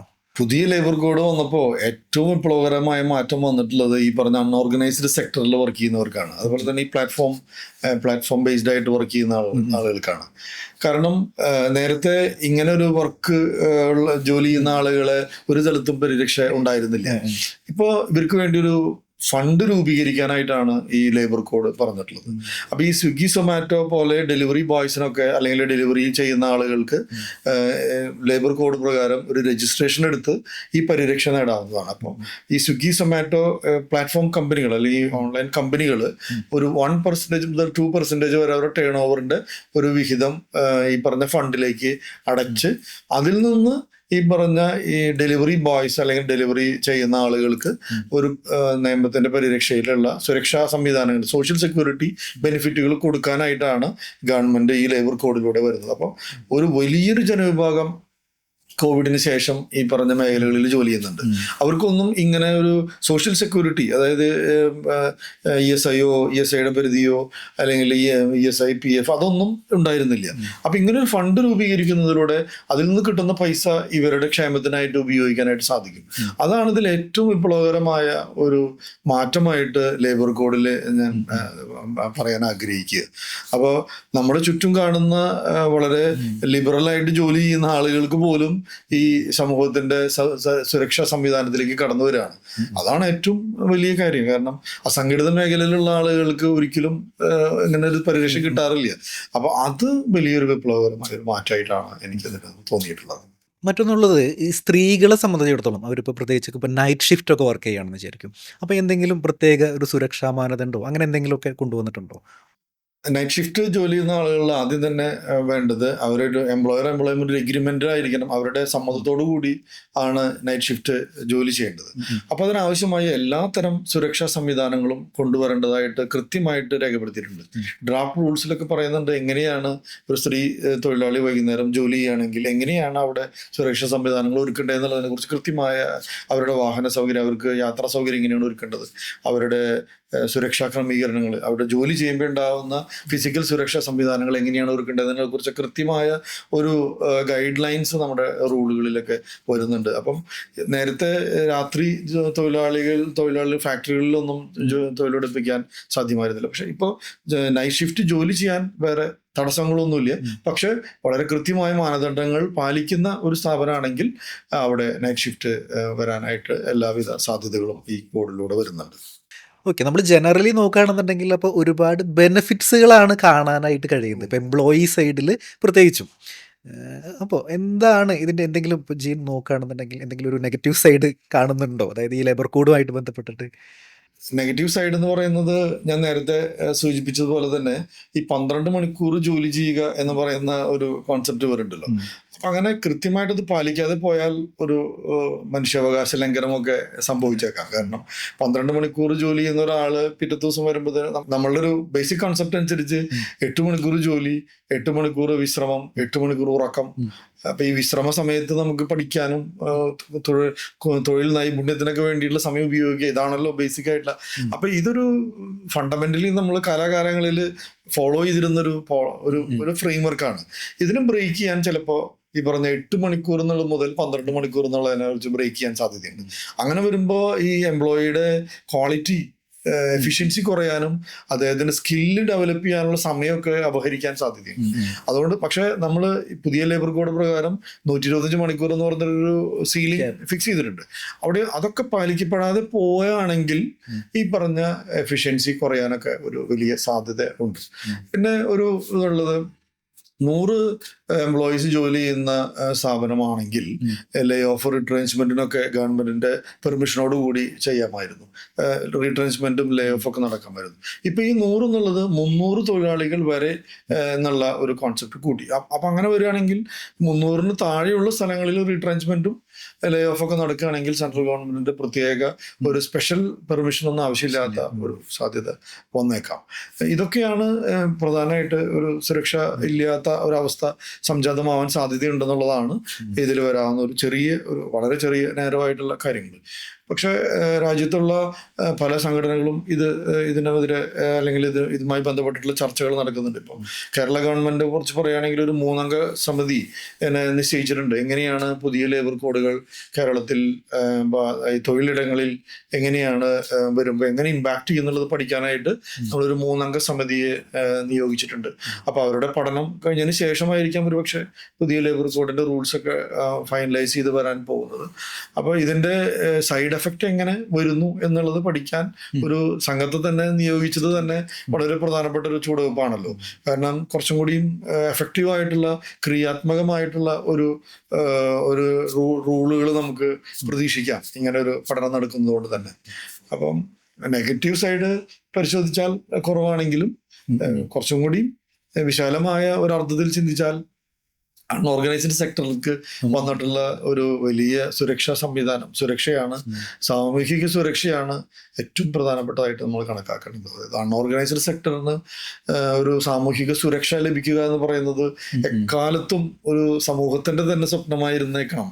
അതുകൊണ്ടാണല്ലോ ഇങ്ങനൊരു വരുമ്പോൾ വളരെ ശ്ലാഘനീയമായ ഒരു കുതിപ്പ് ഇനി നമ്മുടെ എക്കോണമിക്കും ഒക്കെ ഉണ്ടാവാൻ സാധ്യതയുണ്ട്. അപ്പൊ കൃത്യമായി ആ ഒരു ബെനിഫിറ്റിലേക്ക് നമുക്ക് നോക്കിക്കാണാം പുതിയ നിയമങ്ങളെ. നമ്മുടെ ഈ ലേബർ കോഡ് വന്നതിന് ശേഷം കമ്പനികളുടെ പ്രത്യേകിച്ച് ഗ്രാറ്റുവിറ്റി കാൽക്കുലേറ്റ് ചെയ്യുന്ന ഇതൊക്കെ ഉണ്ടല്ലോ. അപ്പോൾ അതൊക്കെ ആയിട്ട് ബന്ധപ്പെട്ടിട്ട് ഭയങ്കര ഒരു കോസ്റ്റ് ഇമ്പാക്റ്റ് കൂടാനായിട്ട് സാധ്യതയുണ്ടോ? പല കമ്പനികളുടെയും പ്രോഫിറ്റിനെ എഫക്ട് ചെയ്തു എന്നൊക്കെയാണ് കേട്ടേക്കുന്നത്. അതിനെക്കുറിച്ച് എന്താണ് ജീവന് പറയാനുള്ളത്? പുതിയ ലേബർ കോഡ് വന്നത് പ്രകാരം നമുക്കിപ്പോൾ ഗ്രാറ്റുവിറ്റിക്കുള്ള കോസ്റ്റ് കൂടാൻ സാധ്യതയുണ്ട്. കാരണം നമുക്കറിയാം, ബീങ് എ ചാർട്ടേഡ് അക്കൗണ്ടന്റ് നിങ്ങൾക്കറിയാലോ, എല്ലാ വർഷവും നമ്മൾ ഒരു ഗ്രാറ്റുവിറ്റിയുടെ പ്രൊവിഷൻ നമ്മൾ ബാലൻസ് ഷീറ്റിൽ കൊണ്ടുവരണം. അത് കഴിഞ്ഞ വർഷത്തെ പ്രൊവിഷനും ഈ വർഷത്തെ പ്രൊവിഷനും തമ്മിലുള്ള വ്യത്യാസം നമ്മൾ നമ്മുടെ പ്രോഫിറ്റ് ആൻഡ് ലോസ് അക്കൗണ്ടിൽ ചെലവിനത്തിൽ നമ്മൾ എഴുതാറുണ്ട്. ഈ ഗ്രാറ്റുവിറ്റി കണ്ടുപിടിക്കുന്നത് എങ്ങനെയാണെന്ന് പറഞ്ഞാൽ last drawn salary into 15 divided by 26 into number of years work. ഇതാണ് നമ്മളുടെ ഒരു ഗ്രാറ്റുവിറ്റി കണക്കാക്കുന്നത്, ഈ പ്രൊവിഷന് വേണ്ടി കണക്കാക്കുന്നത്. ഇപ്പൊ കഴിഞ്ഞ വർഷത്തെ സാലറി 1 ലക്ഷം ആയിരിക്കെ ഈ വർഷം ലാസ്റ്റ് മാർച്ച് 31 അദ്ദേഹം വാങ്ങിച്ചത് 1.5 ലക്ഷം ആണെങ്കിൽ ഈ പറഞ്ഞ ഗ്രാറ്റുവിറ്റിയുടെ പ്രൊവിഷൻ കൂടും. ലാസ്റ്റ് ഓൺ സാലറിയുടെ ബേസിസിലാണ് നമ്മൾ കാൽക്കുലേറ്റ് ചെയ്യേണ്ടത്. അങ്ങനെ ഒരു കൂടുതലൊരു സ്വാഭാവികമായ കൂടുതലാണ്. പക്ഷേ ലേബർ കോഡ് വന്നപ്പോൾ നേരത്തെ ഉണ്ടായിരുന്നത് നമ്മൾ ബേസിക് പ്ലസ് വേജ് DMA ആണ് നമ്മൾ ഈ ഗ്രാറ്റുവിറ്റി കാൽക്കുലേറ്റ് ചെയ്തിരുന്നത്. നമ്മൾ ലാസ്റ്റ് ഓൺ സാലറി എന്ന് പറയുന്നത് ബേസിക് പ്ലസ് DA ആണ്. കാലാകാലങ്ങളിൽ ഏകദേശം ഒരു മൊത്തം സാലറിയുടെ 30% ഈ ബേസിക് പ്ലസ് DA. 30 മുതൽ 40% വരെയാണ് ആവറേജ് നമ്മൾ ബേസിക് പ്ലസ് DA കണക്കാക്കിയിരുന്നത്. ഇപ്പോൾ നേരത്തെ സൂചിപ്പിച്ചതുപോലെ 50% ആവണം നമ്മുടെ ബേസിക് പ്ലസ് DA എന്ന് പറയുമ്പോൾ ഇത് തമ്മിലുള്ള വ്യത്യാസം, ഈ വ്യത്യാസം ഇനി മാർച്ച് 31 നമ്മൾ PF അല്ലെങ്കിൽ ഗ്രാറ്റുവിറ്റി കണക്കാക്കുമ്പോൾ, മാർച്ച് 31 നമ്മൾ ഗ്രാറ്റുവിറ്റി കണക്കാക്കുമ്പോൾ ഈ പറഞ്ഞ വേജിന്റെ മേലെയാണ് കണക്കാക്കേണ്ടത്. നേരത്തെ 1 ലക്ഷം രൂപ ശമ്പളം ഉണ്ടായിരുന്ന ഒരാള് 30,000 ഗ്രാറ്റുവിറ്റി കണക്കാക്കിയിരുന്നത്. ഇനി മാർച്ച് 31 നമ്മൾ ഗ്രാറ്റുവിറ്റി കണക്കാക്കുമ്പോൾ 50,000 കണക്കാക്കണം. അതെങ്ങനെ കണക്കാക്കണം? ഇയാൾ 20 വർഷം ജോലി ചെയ്തിട്ടുണ്ടെങ്കിൽ 20 വർഷത്തെ കോസ്റ്റും കൂടി കൂടും. 20% 20,000 ഇൻറ്റു 12 15 ഡിവൈഡ് ബൈ 26 ഇൻറ്റു 20 വർഷം. അപ്പൊ ഇതൊരു പാസ്റ്റ് കോസ്റ്റ് ആണ്. നേരത്തെ ജോലി ചെയ്തിട്ടുള്ള തൊഴിലാളി ഇപ്പോ നമ്മുടെ സ്ഥാപനത്തിൽ ജോലി ചെയ്യുന്നുണ്ടെങ്കിൽ അദ്ദേഹം എന്ന് മുതലാണോ ജോലി ചെയ്തിട്ടുള്ളത് അന്ന് മുതലുള്ള ഈ 20% ഡിഫറൻസ് ലാസ്റ്റ് ഡ്രോൺ സാലറി ബേസിസിൽ കൊടുക്കണം. അത് വരുമ്പോൾ തീർച്ചയായിട്ടും ഒരു 1 ടൈം ഇൻക്രിമെന്റ് കോസ്റ്റിൽ വരാൻ സാധ്യതയുണ്ട്. 1 ടൈം നമുക്കൊരു എക്സ്ട്രാ കോസ്റ്റ് നമുക്ക് വരാൻ സാധ്യതയുണ്ട്. പക്ഷെ അടുത്ത വർഷം മുതൽ, ഈ വർഷം കഴിഞ്ഞാൽ അടുത്ത വർഷം മുതൽ അങ്ങനെ ഒരു ഇമ്പാക്റ്റ് ഉണ്ടാവില്ല. അത് പിന്നെ വളരെ നോർമലായിട്ട് പോവാം. ഈ കഴിഞ്ഞ ഒരു കാലഘട്ടത്തിൽ ഇപ്പോൾ നിങ്ങളുടെ കൂടെ 20 വർഷവും 30 വർഷം ഒരു ഓൾഡ് എംപ്ലോയ്മെന്റിലുള്ള ഒരാളാണെങ്കിൽ അദ്ദേഹത്തിന്റെ ഗ്രാറ്റുവിറ്റിയുടെ എമൗണ്ട് കൂടും. ഇത് ശ്രദ്ധിക്കേണ്ട ഒരു കാര്യം, ഓൾറെഡി 50% ബേസിക് പ്ലസ് DA കൊടുക്കുന്ന സ്ഥാപനങ്ങൾ ഉണ്ടാവാം രാജ്യത്ത്. അങ്ങനെയുള്ളവർക്ക് ഇത് എഫക്ട് ചെയ്യില്ല. കാരണം അതിലൊരു റീസ്ട്രക്ചറിങ് മാത്രം നടന്നിട്ടുള്ളൂ, സാലറിയിൽ റീസ്ട്രക്ചറിങ് മാത്രം നടന്നിട്ടുള്ളൂ, സാലറി കൂടിയിട്ടില്ല. അതുകൊണ്ട് തന്നെ അങ്ങനെ ഒരു challenge 50% already basic plus DA ഉള്ളവർക്ക് ഉണ്ടാവാൻ സാധ്യതയില്ല. ഇപ്പോൾ നമുക്കറിയാം, കഴിഞ്ഞ ഡിസംബർ മാസത്തെ ഡിസംബർ ക്വാർട്ടറിൽ എൻഡ് ചെയ്തപ്പോൾ രാജ്യത്തുണ്ടായിരുന്ന വലിയ ലിസ്റ്റഡ് കമ്പനികളുടെ ഒക്കെ ബാലൻസ് ഷീറ്റിലും P&L അക്കൗണ്ടിലും ഇതിന്റെ ഇമ്പാക്ട് ക്രിയേറ്റ് ആയി. വലിയൊരു പ്രോഫിറ്റ് കുറഞ്ഞിട്ടാണ്, വലിയ പ്രോഫിറ്റിൽ ഇടിവ് വന്നിട്ടാണ് നമ്മൾ ക്വാർട്ടർ എൻഡ് ഫിനാൻഷ്യൽ സ്റ്റേറ്റ്മെന്റ്സ് ഒക്കെ പബ്ലിഷ് ചെയ്തത്. അതുകൊണ്ട് തന്നെ ഷെയർ മാർക്കറ്റിനെ ഒന്ന് വല്ലാതെ ബാധിച്ചിരുന്നു. കാരണം അത് ഔട്ട് ഓഫ് പോക്കറ്റ് കോസ്റ്റ് ആണ്. ഇന്നല്ലെങ്കിൽ നാളെ ഇതൊരു ഔട്ട് ഓഫ് പോക്കറ്റ് കോസ്റ്റ് വരുന്നതാണ്. അത് അവരുടെ ടോട്ടൽ പ്രോഫിറ്റബിലിറ്റിയെ ബാധിച്ചിട്ടുണ്ട്. അപ്പം വലിയ കമ്പനികൾ, ലിസ്റ്റഡ് കമ്പനികളുടെ ഒക്കെ ഫിനാൻഷ്യൽ ക്വാർട്ടർ എൻട്രി ചെയ്യുന്ന സമയത്ത് കൃത്യമായിട്ട് അവരതിനെ രേഖപ്പെടുത്തിയിട്ടാണ് ആ ചെലവ് അതിൽ എഴുതി ചേർത്തതിന് ശേഷമാണ് ബാലൻസ് ഷീറ്റുകൾ അല്ലെങ്കിൽ ഫിനാൻഷ്യൽ സ്റ്റേറ്റ്മെന്റ് പബ്ലിഷ് ചെയ്തിട്ടുള്ളത്. അതുകൊണ്ടാണ് അങ്ങനെ ഒരു കുറവ് വരാൻ, ലാഭത്തിലൊരു കുറവ് വരാൻ സാധ്യത തെളിഞ്ഞതും കുറവ് വന്നതും ഷെയർ മാർക്കറ്റിൽ അത് എഫക്ട് ചെയ്യാൻ കാരണം. അപ്പം തീർച്ചയായും ഗ്രാറ്റുവിറ്റി ഇനത്തിൽ 50% കുറവാണ് ഇപ്പോൾ വേജസ് ആയിട്ട് അല്ലെങ്കിൽ ബേസിക് പ്ലസ് DA ആയിട്ട് കണക്കാക്കിക്കൊണ്ടിരുന്നെന്നുണ്ടെങ്കിൽ ഒരു ഗ്രാറ്റുവിറ്റിയിൽ ഒരു ഹൈക്കിനും ഈ മാർച്ച് മാസത്തെ പ്രൊവിഷൻ ഇടുമ്പോൾ ഒരു എക്സ്ട്രാ കോസ്റ്റിനും സാധ്യത ഉണ്ട്. അപ്പൊ അങ്ങനെ നോക്കുകയാണെന്നുണ്ടെങ്കിൽ ഇപ്പോൾ ഒരു ഏകദേശം ഒരു 25-30 വർഷമൊക്കെ ആയിട്ട് വർക്ക് ചെയ്യുന്ന ഒരു എംപ്ലോയിനെ സംബന്ധിച്ചിടത്തോളം സത്യം പറഞ്ഞ ഒരു ലോട്ടറി അടിച്ച പോലെയല്ലേ ഈ ഒരു ഇമ്പാക്ട് ഉണ്ടാക്കുന്നത്. സാറ് പറഞ്ഞിട്ടുള്ളത് വളരെ കൃത്യമായ വാക്കാണ്. ഒരു ലോട്ടറി അടിച്ച പോലെ തന്നെ അനുഭവം. ഇപ്പോ ലേബർ കോഡ് വന്ന് ഏപ്രിൽ അടുത്ത കൊല്ലം റിട്ടയർ ചെയ്യാൻ പോകുന്ന ഒരാളെ സംബന്ധിച്ചിടത്തോളം ഒറ്റയടിക്ക് 20% അദ്ദേഹത്തിന്റെ ടോട്ടൽ സാലറി 20% ഗ്രാറ്റുവിറ്റി. 30 വർഷമൊക്കെ ജോലി ചെയ്ത് റിട്ടയർ ചെയ്യുന്ന ആളുകൾ ഉണ്ടാവാം, 30 അതിലും കൂടുതൽ വർഷങ്ങൾ ജോലി ചെയ്ത് റിട്ടയർ ചെയ്ത ആളുകൾ ഉണ്ടാവാം. അവർക്ക് ഒരു വൺ ടൈം ബൾക്കായിട്ട് ഒരു ഗ്രാറ്റുവിറ്റിയിൽ വലിയ മാറ്റം ഉണ്ടാവാം. നേരത്തെ 30% എന്നുള്ളത് ഇപ്പൊ 50%. അപ്പോ ഒരു 40% ഒരു ബെനിഫിറ്റ് അവർക്ക് കിട്ടും. അപ്പൊ അതായത് ടോട്ടൽ ഗ്രാറ്റുവിറ്റിയിൽ വലിയൊരു മാറ്റം ഉണ്ടാവും. അത് എംപ്ലോയിയെ സംബന്ധിച്ചിടത്തോളം വളരെ വലിയൊരു സമ്പാദ്യമാണ് അദ്ദേഹത്തിന് കൊണ്ടുപോകാൻ സാധിക്കുക. അദ്ദേഹത്തിന്റെ റിട്ടയർമെന്റ് ഒരു പക്ഷെ കഴിഞ്ഞ വർഷം റിട്ടയർ ചെയ്യുന്ന ആളും ഈ വർഷം റിട്ടയർ ചെയ്യുന്ന ആളും തമ്മിൽ പരിശോധിച്ചാൽ വലിയൊരു വ്യത്യാസം അവർക്ക് ഉണ്ടാവും. അപ്പൊ ഇപ്പോഴും ഈ കാലഘട്ടത്തിൽ ജോലി ചെയ്തുകൊണ്ടിരിക്കുന്ന ആളുകൾക്ക് ഗ്രാറ്റുവിറ്റി ഇനത്തിന് വലിയൊരു പൈസ കിട്ടാൻ സാധ്യതയുണ്ട്. അത് വലിയൊരു മാറ്റം തന്നെ. അത് അവരുടെ റിട്ടയർമെന്റ് ലൈഫിൽ അത് വല്ലാത്ത ഒരു ഗുണം ചെയ്യാൻ സാധ്യതയുണ്ട്. അത് വലിയൊരു മാറ്റമാണ്. അത് വളരെ ഡീറ്റെയിൽ ആയിട്ടാണ് നമ്മൾ ലേബർ കോഡിനെ കുറിച്ച് CA ജീൻ പോൾ സാർ സംസാരിച്ചത്. ഓരോ ഇമ്പാക്റ്റും, അതായത് ഇപ്പോൾ എംപ്ലോയീസിന് കിട്ടുന്ന ബെനിഫിറ്റ്സ് അല്ലെങ്കിൽ കമ്പനികളെ എങ്ങനെ എഫക്ട് ചെയ്യുന്നു, വളരെ ഡീറ്റെയിൽ ആയിട്ട് ഒരുപാട് കാര്യങ്ങൾ നമ്മൾ ഡിസ്കസ് ചെയ്ത്, പ്രത്യേകിച്ച് ഗ്രാറ്റുവിറ്റി ആയിട്ടൊക്കെ ബന്ധപ്പെട്ടിട്ട് എങ്ങനെയാണ് ഇത് എംപ്ലോയീസിന് ബെനിഫിഷ്യൽ ആവാനായിട്ട് പോകുന്നത് എന്നുള്ള കാര്യങ്ങൾ. എനിക്ക് തോന്നുന്നു ഇത് കേട്ട് കഴിയുമ്പോൾ ചിലപ്പോൾ ഒരുപാട് കൺഫ്യൂഷൻസും അല്ലാന്നുണ്ടെങ്കിൽ ചില സംശയങ്ങളും നിങ്ങൾക്ക് അഭിപ്രായങ്ങളൊക്കെ ഉണ്ടാവാനായിട്ട് സാധ്യതയുണ്ടെന്ന് തോന്നുന്നു. അപ്പോൾ സാറിനെ കണക്ട് ചെയ്യണമെന്നുണ്ടെങ്കിൽ, CA ജീൻ പോൾ സാറിനെ കണക്ട് ചെയ്യാനായിട്ട് അങ്ങനെയാണെന്നുണ്ടെങ്കിൽ ആളുകൾക്ക് എന്തെങ്കിലുമൊക്കെ സംശയങ്ങളൊക്കെ ഉണ്ടെന്നുണ്ടെങ്കിൽ കണക്ട് ചെയ്യാലോ. കണക്ട് ചെയ്തോളൂ. സാറിന്റെ ഡീറ്റെയിൽ ഡിസ്ക്രിപ്ഷനിലോ അല്ലെങ്കിൽ വേണമെങ്കിലും എന്റെ നമ്പറോ എന്തെങ്കിലും വേണമെങ്കിലും കൊടുക്കാം. അപ്പോൾ ഞാൻ തീർച്ചയായിട്ടും അപ്പോൾ CA ജീൻ പോൾ സാറിൻ്റെ കണക്ട് ചെയ്യാനുള്ള ഓഫീസ് നമ്പറായിട്ട് കണക്ട് ചെയ്യാനുള്ള നമ്പറുകൾ നമ്മുടെ ഡിസ്ക്രിപ്ഷനിലും അതുപോലെ തന്നെ ഫസ്റ്റ് കമൻ്റ് ആയിട്ട് ഞാനൊന്ന് പിൻ ചെയ്തിടാം. അപ്പോൾ നിങ്ങൾക്ക് എന്തെങ്കിലും ഈ വീഡിയോ ആയിട്ട് ബന്ധപ്പെട്ടിട്ട് നിങ്ങൾക്ക് അഭിപ്രായങ്ങളോ സംശയങ്ങളോ ഇതുപോലെയുള്ള കാര്യങ്ങളുണ്ടെന്നുണ്ടെങ്കിൽ തീർച്ചയായിട്ടും കണക്ട് ചെയ്യുക. അപ്പോൾ വളരെ ഡീറ്റെയിൽ ആയിട്ടുള്ളൊരു ഡിസ്കഷൻ ആയിരുന്നു. Thank you sir, thank you very much. Thank you. പ്രേക്ഷകർക്ക് എല്ലാവർക്കും നന്ദി, ആശംസകളും. സുബിൻ സാറിൻ്റെ കൂടെ സ്പെൻഡ് ചെയ്യാൻ സാധിച്ചതിൽ എനിക്ക് വലിയ സന്തോഷമുണ്ട്. പ്രത്യേകിച്ച് പുതിയ ഒരു ലേബർ കോഡ് വരുമ്പോൾ ഒരുപാട് സംശയങ്ങളും ഒരുപാട് കൺഫ്യൂഷൻസും ഉണ്ടാകുന്ന ഒരു സാഹചര്യമാണ്. എനിക്ക് തോന്നുന്നത് കൂടുതൽ ഇത്തരം ചർച്ചകളിൽ ഏർപ്പെടുന്നതിലൂടെയാണ് അത്തരം സംശയങ്ങളൊക്കെ ദൂരീകരിക്കാൻ സാധിക്കുക. അപ്പോൾ ഇങ്ങനൊരു വേദി എനിക്ക് വലിയൊരു അനുഭവമാണ്. മാത്രമല്ല പ്രേക്ഷകർക്ക് എല്ലാവർക്കും നല്ല ഒരു ഭാവി ഉണ്ടാവട്ടെ എന്ന് പ്രാർത്ഥിച്ചുകൊണ്ട് നിർത്തട്ടെ. നമസ്കാരം. ഓക്കെ.